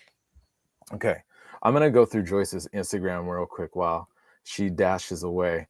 So she and let's see, I'm gonna do a screen share for people who are still watching or watching the live stream. So her Instagram is rad. She shows all of her stuff, her cooking, her music, her woodwork. You can see in these handles here. these are all experimentations, I believe, in different handle styles. We'll ask her about those. Um, her fishing, her non-ferris metalwork. So this is chasing and repousse, where you're kind of pushing the metal around with support from the backside from a what's called a pitch pot. Let's see. We got also, I love the shucker. It's a massive blade, but that is a cool shucker. I love the like the juxtaposition of the forged blade and then like the glossed out handle. I just noticed that the pins are I'm different back. sizes on the handle. Yeah, That is a one's bigger. yeah, I love that. I just started like going through your Instagram, kind of like Yeah, nice. yeah, Thank you. passing the time. Yeah, there's a lot of good Yeah, stuff in there. We'll if we have time, we can kind of poke through that as well sure, a sure. little bit. Okay, Um, so you had a thought. I did have a thought. What was it? Okay, so I feel like I struggle with this too, where I get bored really easily, or maybe, I mean, I don't know if that's what you were saying, but like I also Yes. need like a lot of yeah, okay, cool. Yeah, I just need a lot of like yeah, I need to be constantly pushing forward and find just like inspiration, because we are at our shop day in day out. We're by Yeah. ourselves for the most part. Um and like what drives us forward, and Hmm. sometimes because of the repetitiveness of what we do, even just the repetitiveness of the space that we're in, our own Hmm. shop, it just sometimes it becomes kind of like stagnant, and monotonous. And um I think, like, for me, so I have my work that I do, but then I also have a creative practice, which Mm. isn't necessarily craft based. Okay. It can be. So, Sure. even for me, like getting more into like turning wood, Right. like that's something that like it's new for me. And I'm finding these like sparks that are happening. Yeah. Sure. And just getting that, like, I don't know what it is, dopamine or whatever, just like, Right. this is new. And then like the synapses, like they start making these different connections that are outside of what I'm used to, and kind of jump starting that battery. Hmm. Um and then you stumble upon something that could translate into your work or not, I don't know. Sure. But yeah, I think it's important to like stay curious and challenge yourself, like you were saying. I think that's the biggest thing. Like challenging yourself for me is really important. And I don't know if that I think a lot about this, why I'm kind of like the way I am. I think a huge part of my upbringing was the fact that I had to sort of be um I had to stand out, and I had to be kind of like exceptional at the things that I was doing, Mm. um to gain respect, to not be underestimated, to kind of have a voice. Right. And yeah, like it's it's an internal and external thing, where like internally I still kind of struggle with that, but I know that it's coming from just like some societal thing, right, Right. where someone, and I get this, I mean, I just get it all the time. It's like I can give you like even examples of this week that I just like Yeah. come across these, I tend to enter these spaces where I'm sort of just like kind of, the only woman, the only Yeah, you're person like of automatically color. the outsider. Yeah, and And so then it's you have to like funny. prove that you deserve to be Yeah. there instead of just Yeah. being accepted automatically. Yeah.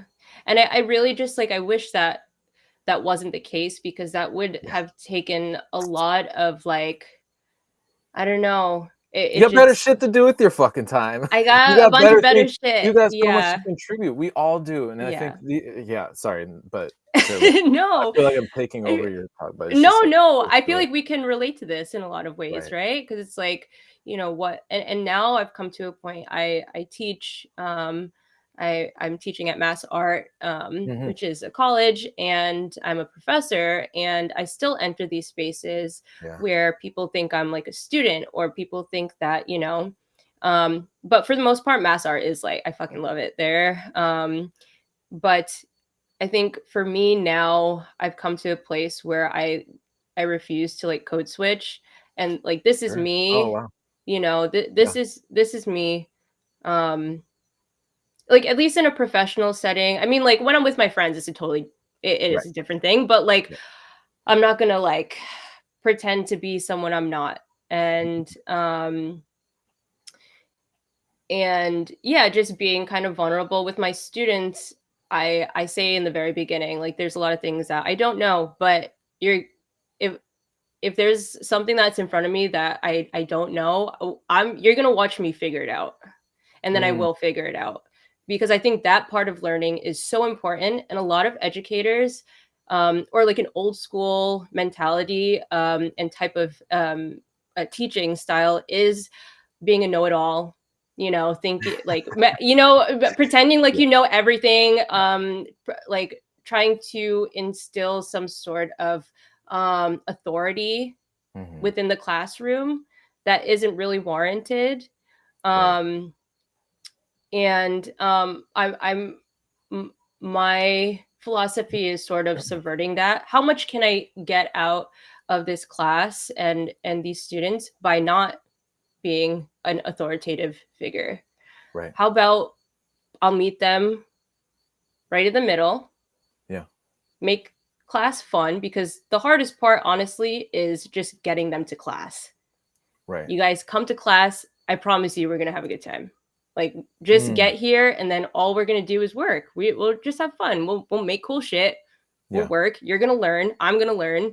And the point of it is like just spending time together, because you just learn so much. That's the whole concept of college and school, is to be in an environment where you have colleagues, you have your classmates. It's supposed to be an environment where there's multiple people learning at the same time, because there are Right. benefits to that, rather Yeah. than taking an individual class.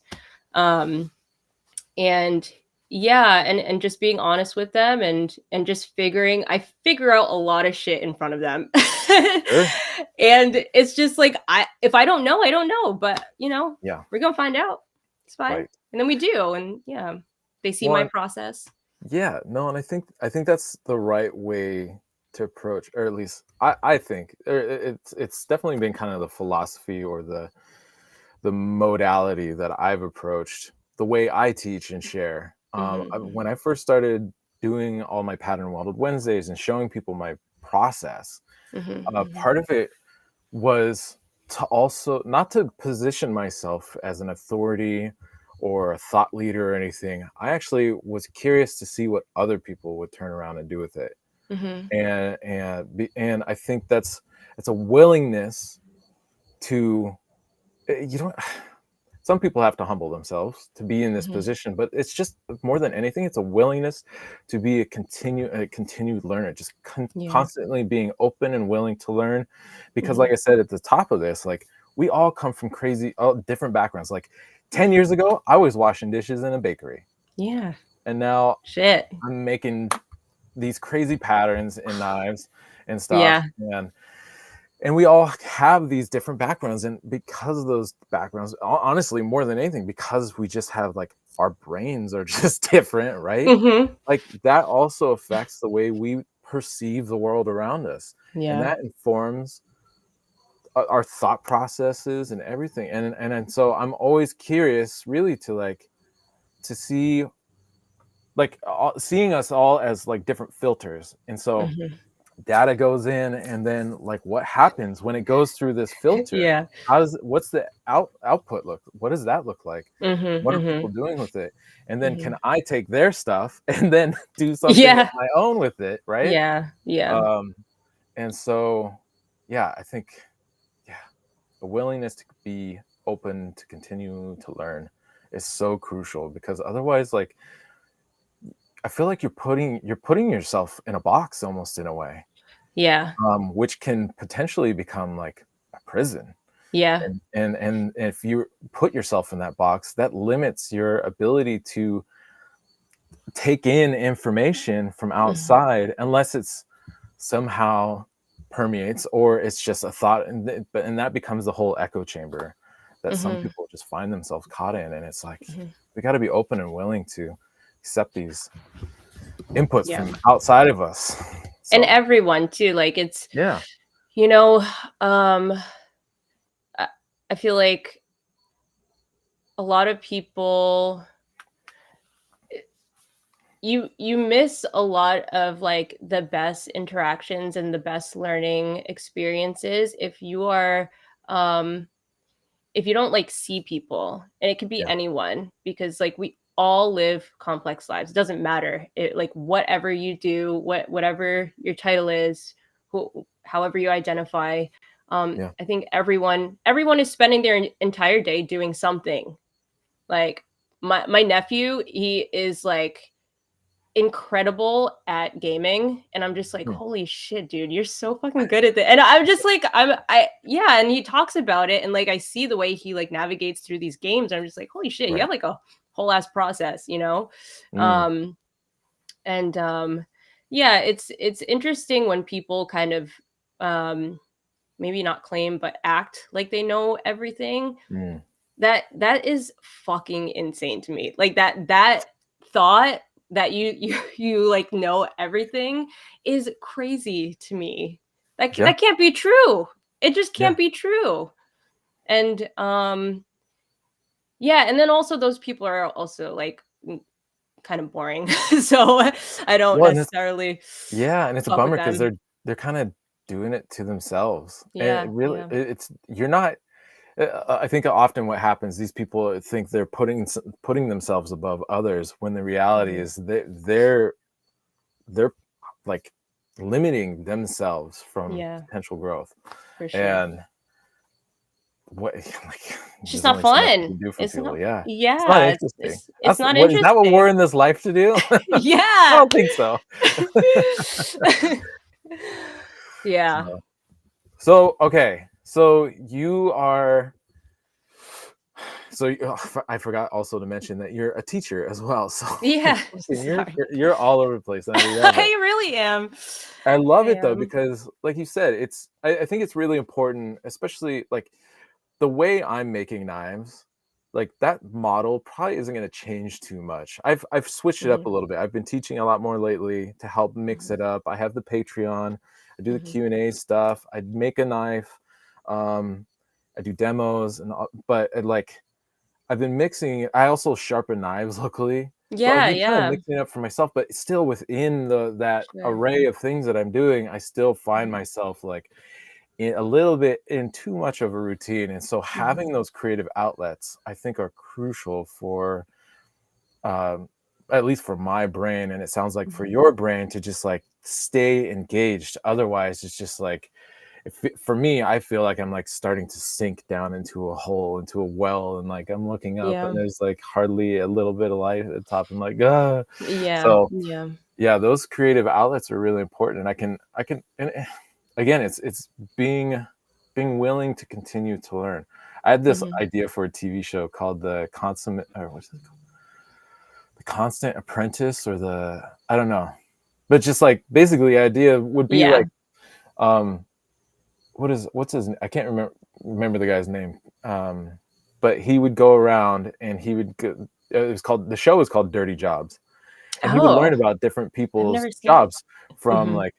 like waste management to like Mhm, all mhm. kinds of stuff, Mhm, woodworkers. And so mhm. the idea of the, I think the working title is Consummate Apprentice, but um is that, yeah, you just like, you meet up with somebody, you kind of dive into their craft, and like I would, like, I am no shit, would be like, I'll clean the shop and you show me some of the stuff that you're doing, and I'm curious Yeah. to learn. And but the idea would be to kind of showcase these crafts people, because Mhm, mhm. in our world, I feel like we're so disconnected from the Yeah. things that we own and how they're made, that they're only seen as consumable items, versus, Mhm. even 100 years ago, like, it was so critical and tricky, micro, Ben's in the chat right now. He said micro. Oh. That's it. Micro dirty job. Check it out. It used to be so tricky to make things in general, whether they were knives or plates or like steamer trunk luggage or Yeah. like a suit or even like, gosh, I get these. At vintage stores, I find these old Sears Roebuck catalogs, and they have just like all Oh of my these God, things. yeah. I love those, and I see the prices, and then you think about if you adjust for inflation, all that kind of different stuff. Like it was not inexpensive. It was it was like a month's for some of the big stuff, like a month or 2 months worth of income to get some of this shit. And if you're gonna spend that much money on it, then it has to be well made. Yeah. And people had a better appreciation for the quality, like how things were made, and a better connection to how things were made. And now you push a button and they show up on your doorstep like 2 days later. And so I think it's I don't know how I got down that rabbit hole, but anyways, having that connection with the things that are in our lives, I think also creates a kind of a reverence in a way, and along with that appreciation. And even though they're more expensive, it's kind of like the whole buy once cry once kind of situation. Yeah, it fucking is expensive, but this thing's so well made, it's gonna potentially last the rest of your life. How many other things in the world around you and the items that you own can you say that for? Probably only few, and those few were probably actually passed down to you. Right? Yeah. Because they come from a different time. When exactly. I'm just like, so well. I'm thinking of the vessels that I was talking about that were pretty much like my inheritance, like passed down, and just so much thought and you just I am a very sentimental person too, which makes it impossible for me to clean. But I'm just like, oh, a box. Oh, all of my cards that I've ever gotten in my entire life. Let's read through all of them. I think like I said, the story that comes behind it, and also just knowing the maker too, like getting to know and like humanizing the person behind whatever, and their story. And that's a I support this show. I think you should do it. This is great. I think, just like, or even like a book or something to like showcase not only what's being made and sort of, that whole process, but how, I mean, I guess that's what you're doing here.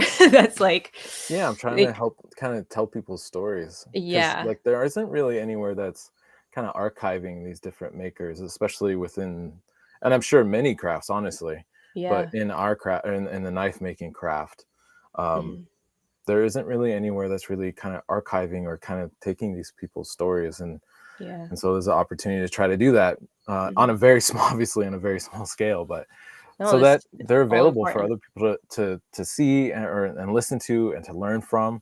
And I think part of that value in that is seeing that, like Shane Taylor was on the show, I don't even know how long ago, but he's like, he comes from ranching. And raising cattle. Just so many people from so many different disciplines and backgrounds. And you realize that like the people who are you're really interested in understanding their lives, they kind of there's just more to them than knife making, which is everyone, I think that goes back to the whole fishing thing. You see someone on the wall and they're there for a moment and you see them in this one context, but once they leave with the fish, that there's a whole life that's just beginning, that they're getting to.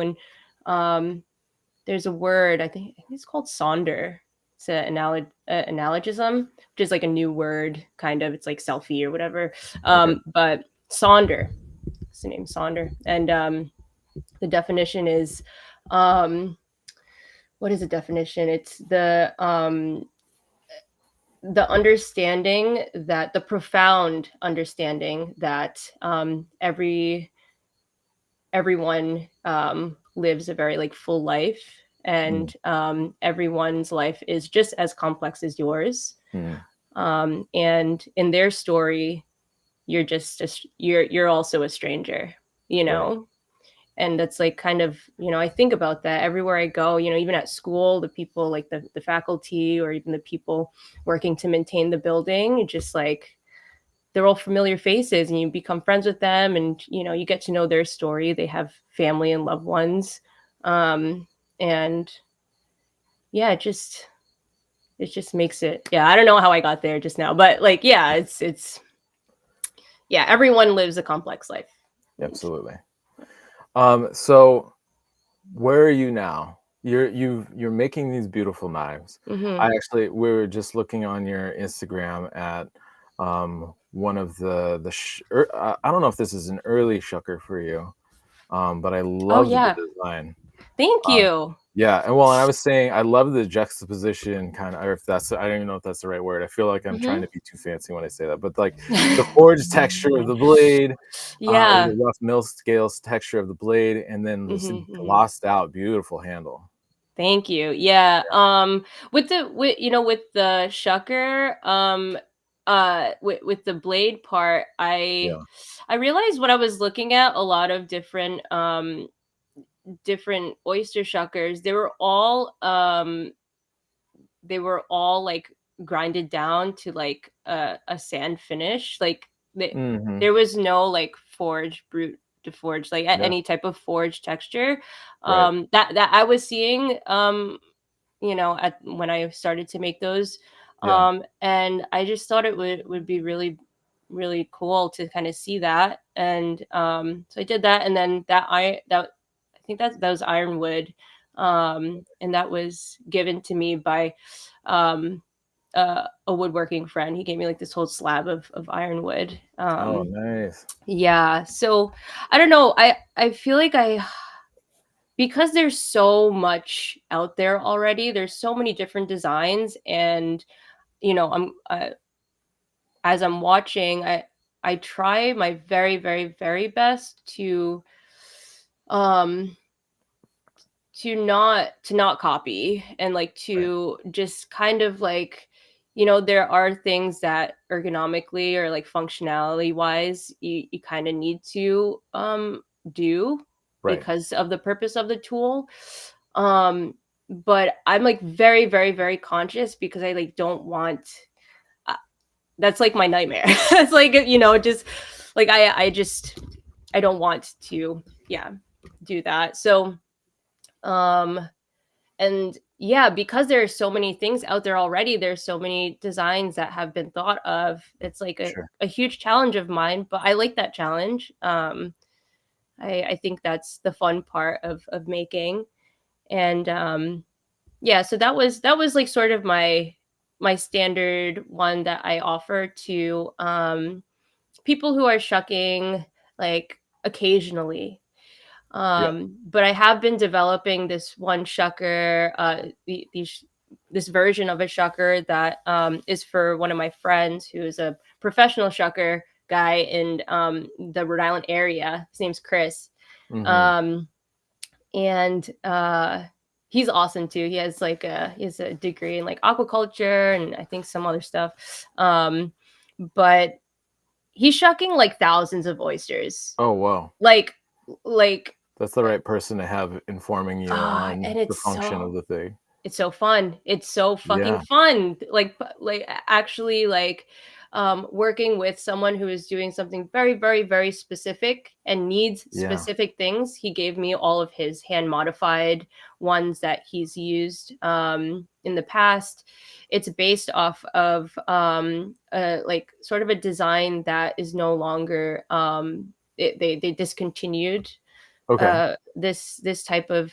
I think it was because Oh, shit. they were all kind of like they were just breaking. They were, you know, um, kind of mass produced, Okay. stainless, really thin blades, and even like the caps would fall off. So it's not like high quality stuff, but the Yeah. design worked. The design Right. worked, and all it needed was good, like better material I got you. and maybe like some other tweaks. So yeah, this is my second version, and then also this gave me a chance to like really, really learn how to turn Right. wood, and that's so fun. Like sometimes I have to stop myself from going down these rabbit holes. So I'm like, shit, I have like so much work to do, but I'm making like little fishing lures that like aren't, they just are Oh, gifts. I right. don't know. Like, um, and but yeah, it's like, I mean, working from like manipulating steel and grinding steel to like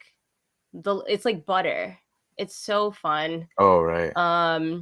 And yeah, so this was my first version. So this is like the thinness of the blade and the shape too. And but I didn't put an end cap on it, and Right. the blade actually broke. And I think it's because it, I just didn't heat treat it right. Okay. I think I overheated it when I was grinding it down. So Where along the blade did it break? it broke like kind of in like the 1/3 of a way down. Okay. Yeah. Yeah. And this blade's probably like what, 3 inches long, maybe? Yes, about 3 inches. Yeah. Yeah. Maybe like a slightly bit longer. Right. It looks like it has almost kind of like a lenticular shape, which is a term used in sword making, but like the Mm. cross section of a lentil. Yeah. Okay. If that makes sense. I think so. Does that mean like wait, what part are you looking at? You're just looking at the Well, face of I'm it? trying to imagine if I cut like a chunk, like a part of the blade off. Sorry, I just punched the mic, but Uh-huh. actually, Uh-huh. and I was looking at the end of the blade, and seeing the cross section from where that cut was across the width of the blade. Yeah, it'll kind of look If it like had kind of like a lenticular shape to it, or is it more like a that. dagger? I think it's more like a dagger. A Okay. little bit. Yeah. Yeah. Um yeah, but then the what really is important, because then I was kind of like, talking to him about like the flexibility. Okay, how thick can we keep it? Right. How thin do you need the tip? So like we got the tip is the most important part. For him it doesn't need to, I mean, he's now the oysters, because it's cooler water, the oysters are becoming a lot bigger. Okay. Yeah, I say that, but I just learned that like 2 days ago. Sure. I'm learning a lot about Yeah. oystering, Yeah. but um so the blade needs to be longer, so it actually isn't as important that this blade is flexible. Okay. um all it needs to be is nice and long, pretty thin, but it doesn't have to be like as thin as they made it in the factory. And then I see. the tip just needs to be thin, because it needs to cut through like the muscles and yeah, but It's everything connected to the else shell, right? I think it's that's called connected, the adductor muscle. what is it called? Adductor. Yeah, that one. um so yeah, it's been really fun. And then he also like Yeah. he has bigger hands, so like I made the the handle bigger. And Yeah. um That's cool. I like the yeah, whole like turning the handle on the lathe. it's so fun. And like it's just endless, the shapes that you can achieve. It's just Yeah. like, yeah, it's very fun. And it looks like the construction maybe is like the dowel construction. Yeah, it's Cool. a dowel Yeah, construction.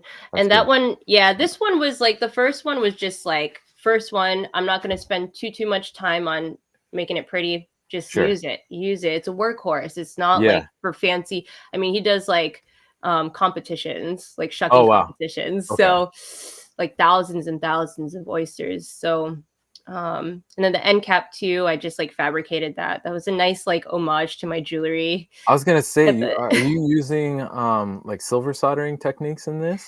Yeah, and it's Okay. like it could have been way cleaner, but I was just like, just fucking use it. Like it's Right. gonna get Use messed up the anyway. keep I'll the make a process pretty doesn't have one. to be too Yeah, refined. Yeah. yeah. So that's, Cool. yeah. I didn't spend time like cleaning the solder or anything. I got you. Um, What steel did you use but I for used the? 8-2.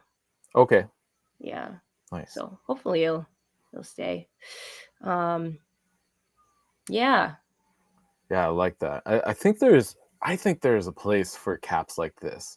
I have some old designs that I've kind of just set aside, Hmm. um, that incorporate a cap like that. And part of the idea was for it to kind of be like a callback, honestly, to like Yeah. older handle, like knife handle construction style, or Mhm, like mhm. especially on butcher cleavers, you would see those metal Yep. caps towards the front, Mhm. but also towards like woodworking tools and how they Yes, have the cap at the front, or even like totally. whether it's a draw knife or it's a chisel, like they Mhm. usually would have that cap where the Yeah. blade engaged the handle, Mhm. and I like that.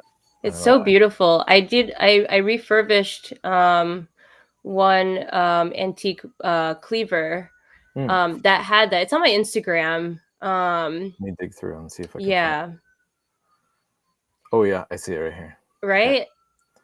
I'll pull it up and share it. Yeah, thanks. So where did the cleaver come from? Came from a client of mine.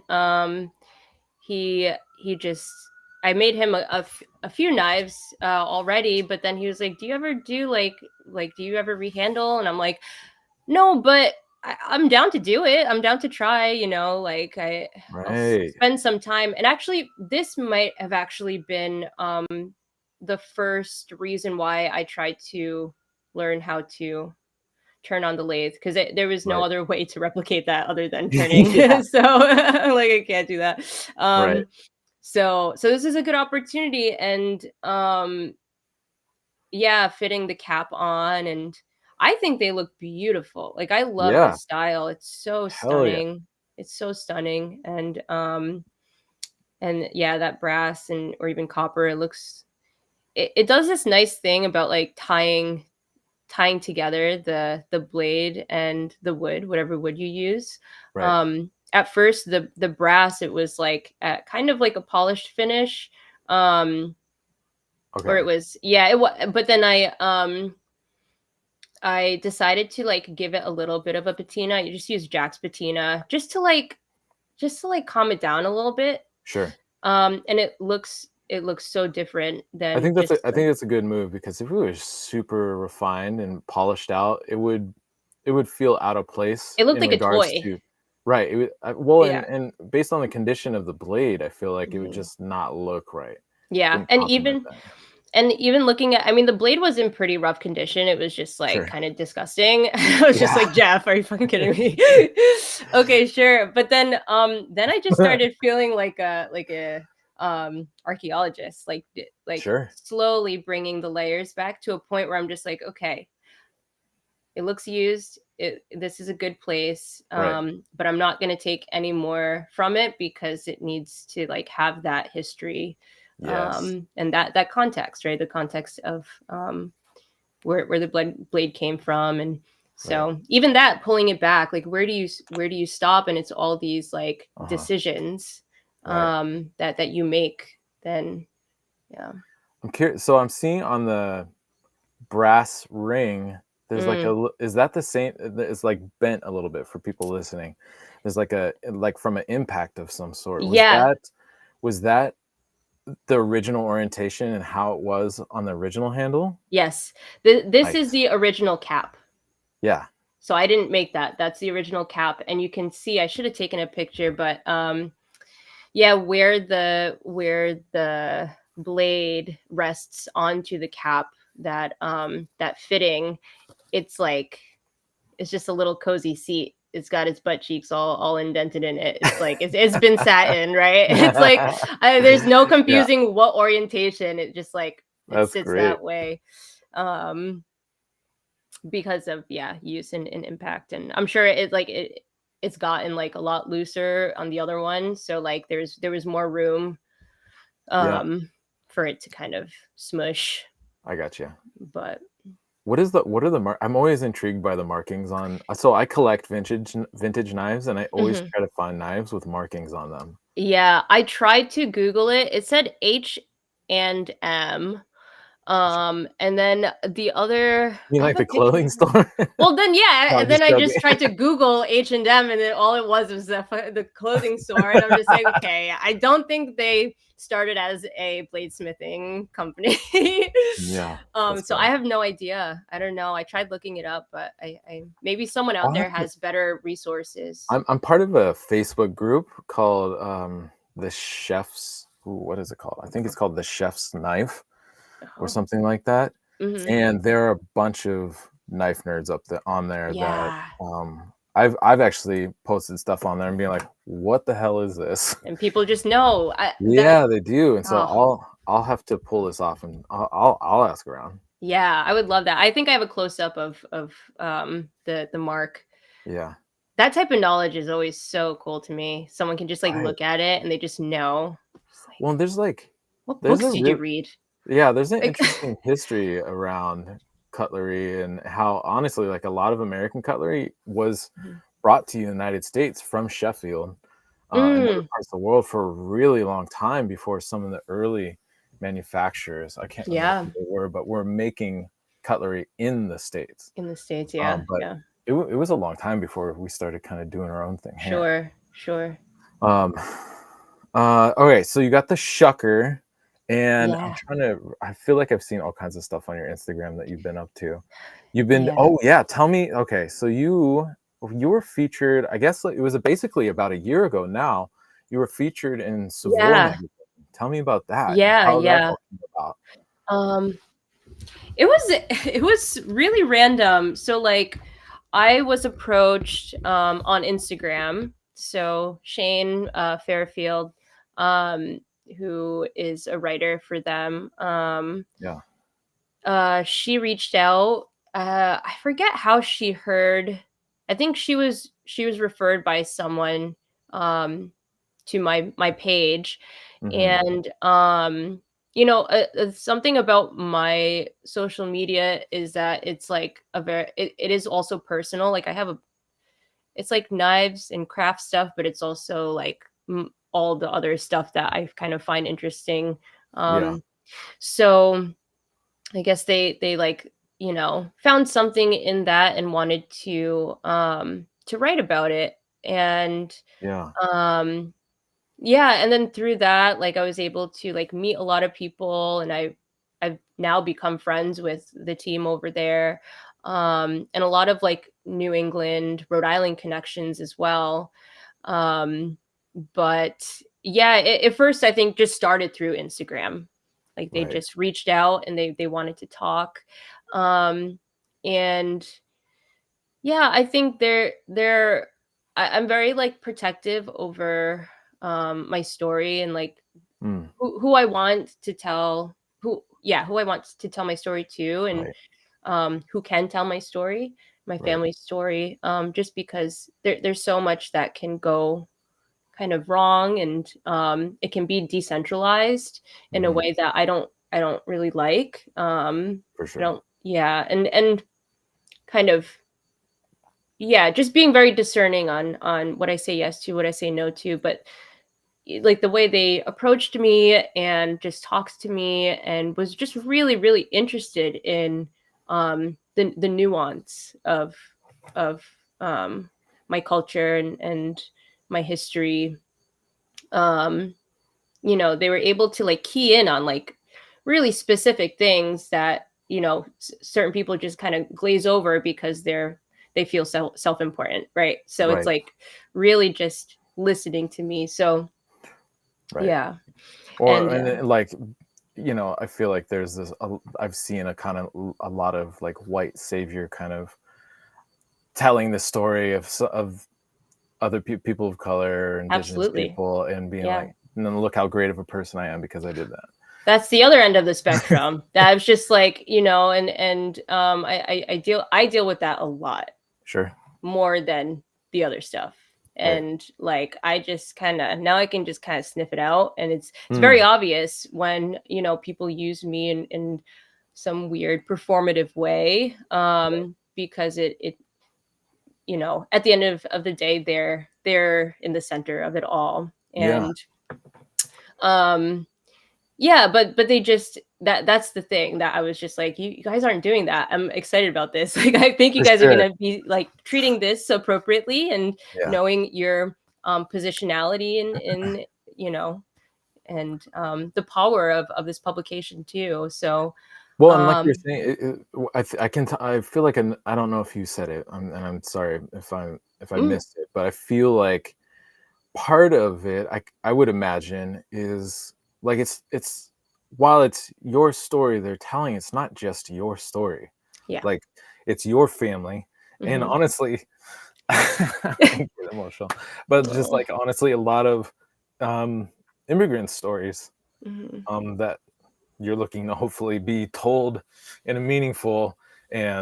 a meaningful way that shows the care and respect for the struggle that that your parents went through before they even got here to getting here. I don't know the story super close, but Mm. I can like I can imagine it was not easy. Yeah.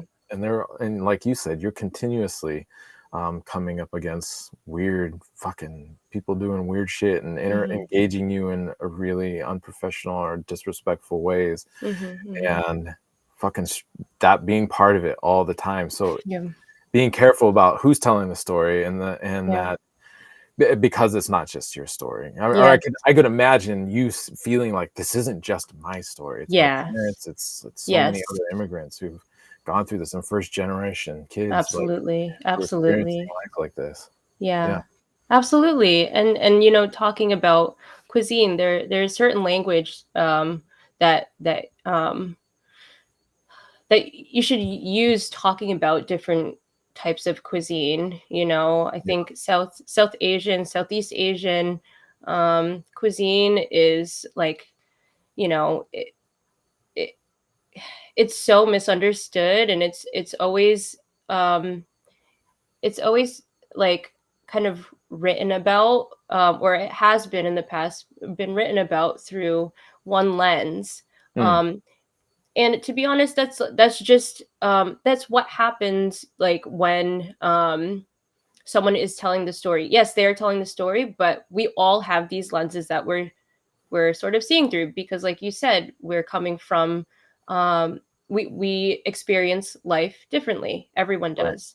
Yeah. And who gets to be the expert at this, you know? And I think them sort of like letting go and just listening to me and just kind of being just like a vessel for my story to kind of go Yeah. through, and my family story. And you're right, I think, you know, I used to be more I don't know, I feel like my positionality and my intersectionality Mm, within you know, within society, within these spaces that I sort of exist in, yeah. I my main goal is to just be a good person, do the right Mm, thing, have these values that obviously are informed by my past and my right. culture. But, you know, another trap is being sort of the um the face of it all. Right. So and I don't want that either, Sure. because once you play that role, then you have to be perfect. And I'm not promising perfection. I'm promising honesty. I'm promising um you know, just trying to live right and do the right thing. And inevitably people will see that through me. They'll see all of, you know, my struggles, my success, the fact that I am in these spaces as you know, a minority in a majority group. Um, and I do want people to get that out of what I do, but I usually don't say that. I usually Sure. just move, and I usually um, you know, I just show up, and I'm just like, okay, I can be here too, you know? Yeah. Um and and there are moments where I do actively talk about it, and I very much so am very vocal about it. But but you know, also just there's only so much time that you can spend on. There's only so much energy you can use, and I just want to use it with people who are with me in this journey. And you know, if you don't agree with what I do or how I exist in this world, then you know, just fuck off. Next one, you know, you're not Well, this you're is, not my family, like you're yeah. not my friends. I don't give a fuck. Yeah. um yeah, it's tough though. I mean, I'm sure you experienced this too. We've talked about this. I think that this was like actually one of the first conversations we've ever had like meeting. We just dove right into just like our history and our Right. upbringing and yeah, yeah, Yeah, but because and we've talked about this before, but I've only, and I may have touched on this before. I can't remember where I might have done it though. But it's just like I'm just, and I think a lot of it has to do with the fact that when my wife became pregnant, Mhm, I started to do a lot of like introspective stuff, and mhm. I'm like, Yeah. at one point, I like my wife and I were living in a fucking 22-foot motorhome. I was cooking Mhm, dinner, and she's sitting at the table, and she's pregnant, and mhm. I'm like just in my mind with all these thoughts bouncing around, and I turn and I look at her, and I'm like, "Am I a minority?" And she looked at me and like, "What the fuck are you talking about?" And I was Yeah. like, because like I'm half I'm half Samoan with a little Chinese on my dad's side, and then on my mom's side, I have some European stuff, but I'm also part Native American. She's like, "For fucking sure you're a minority." I was like, Yeah. "Holy shit, I don't know Yeah. why that's never dawned on me." And then there was like, "Well, why hasn't that ever dawned on me?" And I grew up in Yeah. a place that is predominantly, well, European Mhm, descendants, white mhm, community, mhm, and mhm, I'm very fair skinned, and mhm, mhm, so I always just like was a white boy, and mhm, it mhm. wasn't until it wasn't until that moment kind of for myself that I was like, oh, I don't actually am not, am I? And what does that mean? And then all of a sudden, Yeah, like I'm trying to, because I didn't grow up with a lot of exposure to sure. Polynesian culture and Yeah, history. Unfortunately, my dad was not a great person, yeah. and he was really abusive to my mom, and Mhm, she had to like escape him, like mhm, hiding through um in the houses of members of the church that we were going to mm, at the time, and like had mhm. to like smuggle me out of fucking Samoa Oh, to get back to shit. the United States. um and she was pregnant at the time, and my brother was 1 and I was 2. It's a fucking crazy Yeah. story. Holy shit, yeah. um but And for I think for a long time, because that was part of my story, I'm like, I didn't think that Samoan culture was a negative, but I didn't have a lot of a draw to try to understand what that was until Mhm. I was part of bringing this person into this world, Yeah. and feeling like this lack of understanding of this aspect of myself, and Mhm. which is going to become a part of the aspect of him Yeah. now. In the last, it's been 8 years, he just turned 8, but it's like I'm still trying to figure it Yeah. out. And Yeah. because there are a lot of things that I see people from Samoan like who are part of the Samoan communities and stuff, and they do stuff. I'm like, I do that. That's weird. Yeah. Is that because of that, or is that something else, or like what is Mhm. it? Because like I said, I didn't really grow up or with a lot of exposure Mm, to mhm, Polynesian community and culture and history and mhm, stuff. mhm, And so I'm on that journey, mm. but I can see.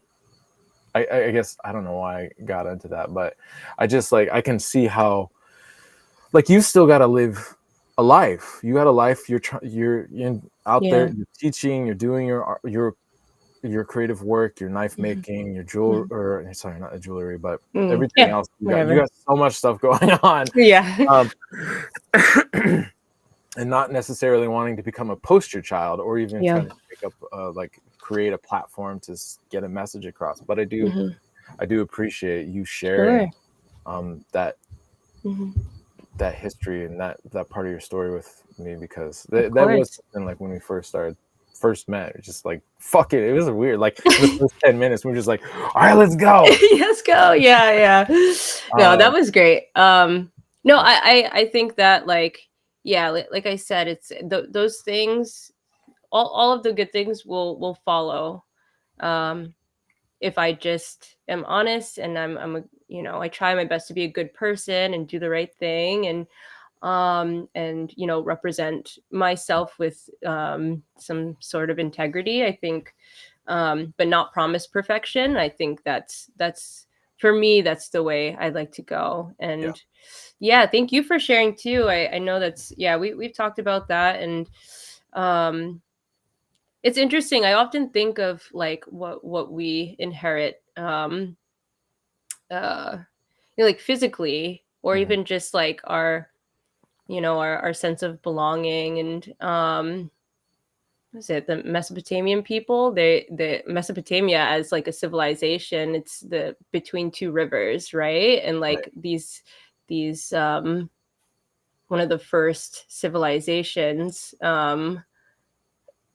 everything was based around water. And when people say they feel a sense of belonging when they're near the water, well, that's poetic and beautiful, but it's also not. I don't think that's a coincidence, like I really don't. And I look at my features. I have my grandmother's hands and her feet, like it's, and my posture. She's a she was a very willowy. I like to use the Mhm. term willowy Sure. That's good. person, and she kind of just floated through. Um and I never spent like too much time with her because she was always in India, but I have these mannerisms that are exactly like her. It's crazy. And I think all these things are, your features. And that's a result of um evolution, and the connection to land and weather. And yeah, I'm excited for your journey. I mean, I know you're on it, but it's never ending, and I'm just Yeah. excited to always hear more about it, because that's a lot of Polynesian culture you don't really hear about. You don't Right. talk about, you as in like people don't Yeah. really talk about, but talk about water people. I mean, For sure. it's incredible, the innovation and the knowledge that they had and have. Yeah. um it's some of the coolest shit I've ever, like, I listen to a lot of podcasts that have to do with like water people and indigenous Yeah. people and Polynesian culture, and it's fucking crazy. I'm just like, holy shit, get me there. I want to just like Yeah. just throw There my was phone in the ocean.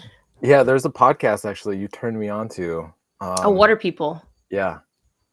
What would Yeah. can you talk about that just for a Sure. little bit and Sure. what that was? And I love, okay, so it's called Water People, and it's they have a bunch of sponsored, but it's sponsors, but they're um also sponsored by Patagonia. mm, And as I know, I don't think we've talked about Patagonia, Yvon Chouinard, but he's like one of my all-time like I'm a big favorite. There was one podcast that he said, it was actually on Water People, and he was fan. someone asked him, oh, like how did this business become so successful? And his answer was, you just tell people who you are and just live by it. Mm. That's it. Um, and then a bunch of other stuff probably, but yeah, that's primarily it. But yeah, Water People podcast. It's by the two hosts, Dave Rastovich and Lauren Hill. They're both surfers. Dave Rastovich is a professional free surfer out of Australia, I think, and they do a wonderful job. They're the type of people who can see people and just kind of Mm. really tell those stories, and um, in a really thoughtful way. But yeah, it's all about water people. So whether it's surfer, there are a lot of surfers, Yeah.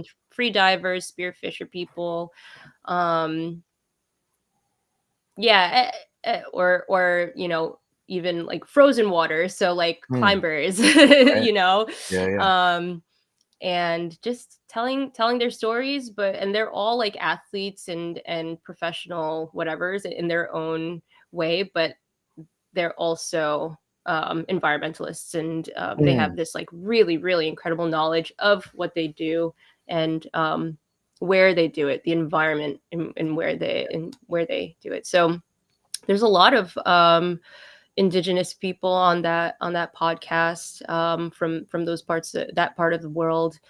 And a lot of history there, a lot Yeah. of untold history there. That's just, yeah. Very cool. Well, I know that you have stuff to do. You still have a Yeah, life outside of this. I I know do. we're almost at 2 hours. Just real one last thing I want to ask about is like some of the, I know you did some work for Faraday. Yes, Who's that and what does she do? And then what are some things that you like, some projects you got coming down the pipeline that you're excited about for you sure. guys there? So Faraday actually, they she worked uh sort of like freelance with Sever.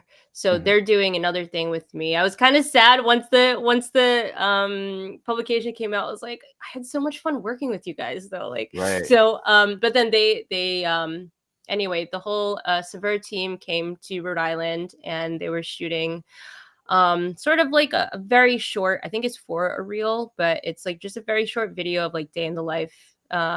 So I brought everyone fishing Yeah, yeah, yeah. and then we came back to my parents' house and we cooked and we ate together and um but we cooked the Kerala style fish curry that Sever published. Um Right, right, right, right. yeah, that's one of my mom's recipes. So yeah, they came here and yeah, so you'll be seeing that soon. I don't know exactly know when, but it's my part's over. It's Sure. when they feel like it's the right time to send it out. I'll Right. post it on my platforms, but I'm excited. I'm It's like a excited to very see it. little sneak peek. It's not yeah, Yeah. but and then yeah, and I love Faraday. It's the first time meeting her, but she's just like this rock star. In the food world Yeah. and in storytelling world, I would say. And yeah, then my next thing, I'm actually sort of in like a month or so, I'm starting to work with slash for um a new fish market that's opening in Oh, Providence. So okay. they're starting this I'm going to be a fish butcher Very along cool. with all my other stuff that I'm doing, but Not that you don't have enough going on. yeah, not that I You have had enough some going on. spare time to fill. Yeah, I'm just gonna butcher some fish, but yeah, it's part of this project where they're opening up the fish market and they're using all local fish and trying to use every part of the fish. Mm, Um and there are a decent amount of places like starting to do this now. It's sort of like how much can you get out of one right. thing, which I think Yeah. is important. And I think they work with like the local like URI, University of Rhode Island, has like this huge program that's dedicated towards aquaculture and marine biology. So they Right. have a couple of things going on there. So I'm going to be doing that. They're just kind of like still pouring the concrete. So Oh, like right. I'm just Okay. like, you just tell me Yeah. when to show up Take your and time. I'll be yeah, here. exactly. So I'm excited. I'm going to be working with one of my good friends who's a chef here, but Yeah. I'm excited to get better at butchering fish. Hell yeah.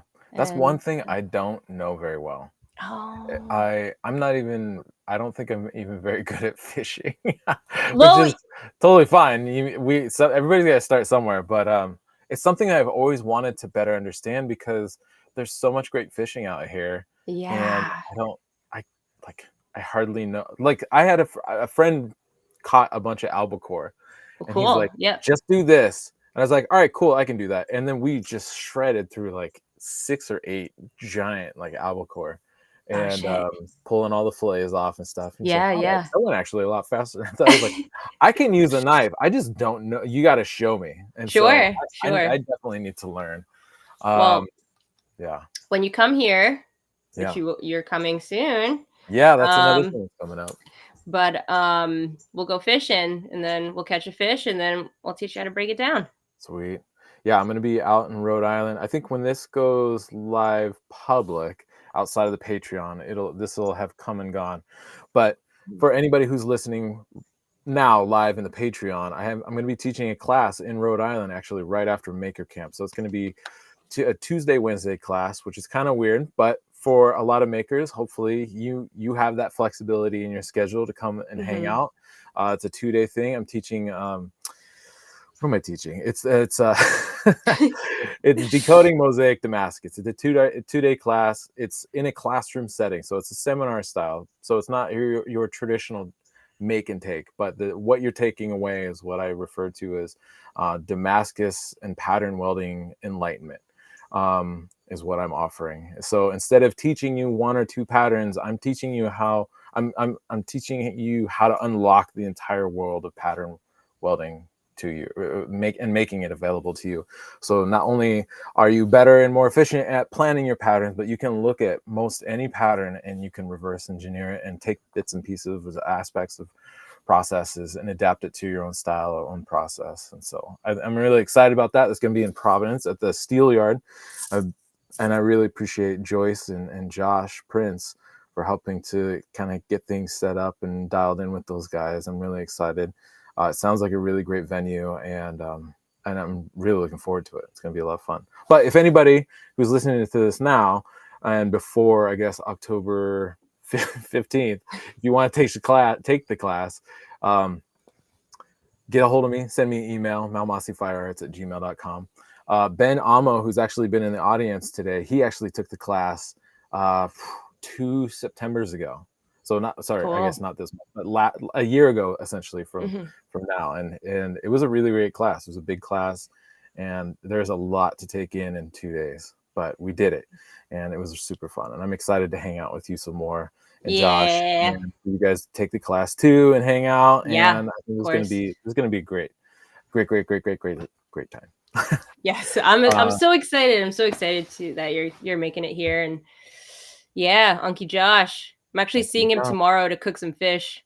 Yeah. I saw you just posted, I think, on your stories, just like all these steaks that you cut off. I don't even know what it was. Yeah, I think the one that I posted was the bonito. That was the little hardtail. And then the other 2 days ago, I caught a big bluefish. So I think I'm using that. We have this it's called like a fish cutlet that we make. Yeah. It's very similar to like the Portuguese style, like little cutlets, but it has more like it has masala and spice in it. And yeah, there it is. that's the bonito. Yeah. Cool. It almost looks like a mackerel. Is that what you were saying? It was like a large mackerel? It's in the same family as a mackerel. Sorry, delicatas. Delicatas and pavaca. Yeah. Yeah. And that's my mom. Yeah. We're just, for people listening, we're just watching Joyce's Instagram stories real quick. Yeah. Tap in real quick. Yeah. But yeah, we're so excited to have you, and it's gonna be fun. We'll catch some fish. Hell yeah. Ben, who's been in the audience this whole time, he does have one question. He says he's enjoying the show and wondering what aspects of Joyce's other artistic endeavors have influenced her knife making. So other aspects of your That's a great one. Yeah. And we talked a little bit about your jewelry work and how that's knife work, but that's a kind of like I would say that's an obvious one. I think music really has a lot to do with it. You know what's funny? I don't think I've ever said this before, but playing. So I play the violin, and I've played ever since I was 7. And the bow, the way the bow hits the string is the exact.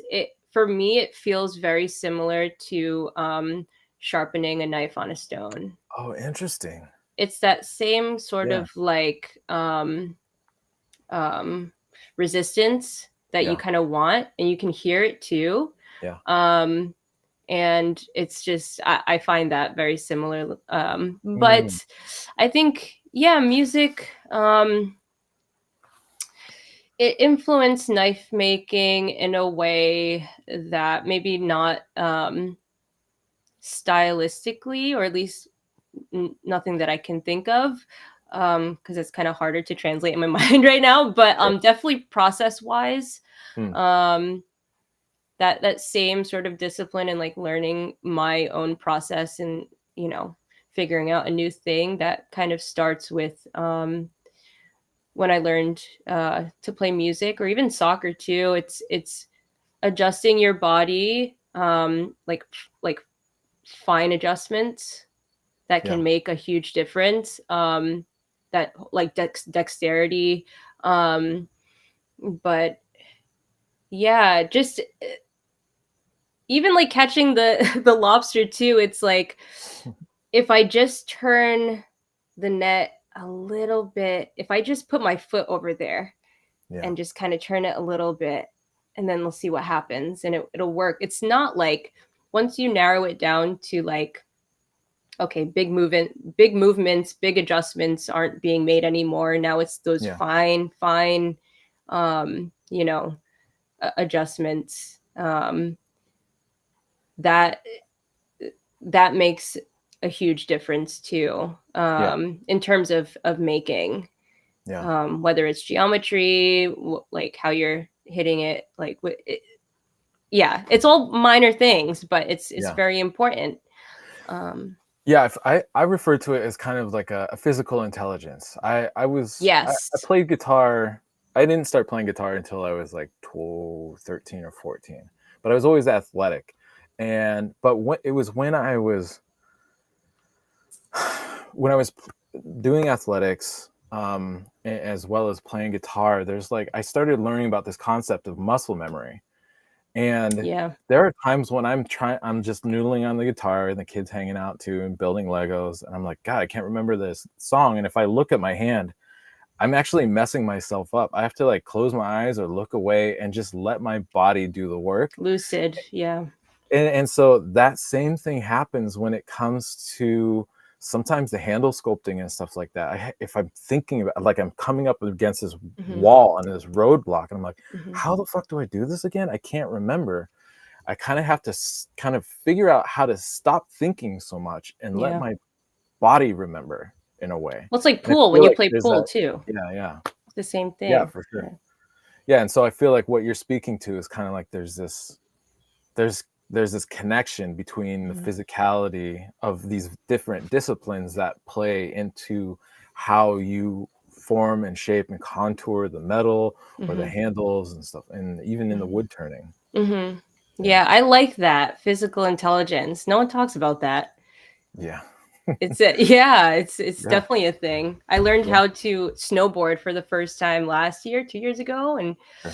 like it was really cool just learning physically like how to do a new thing that I've never done before, and by the end I was able to kind of like do a full stop, and I was like, "Damn." But Nice. that is that physical intelligence. It's Right. because I stopped thinking and I just Yeah, wanted to do that move, and then just did it. Yeah. yeah, yeah. I actually when I first started learning how to just to connect with the snowboard story, Mhm. I first learned how to snowboard with friends who had been snowboarding for years. Mhm. And, I was brand new and we were going down like blues or something like that Uh-huh. because that's what they wanted to Are board. those And so big?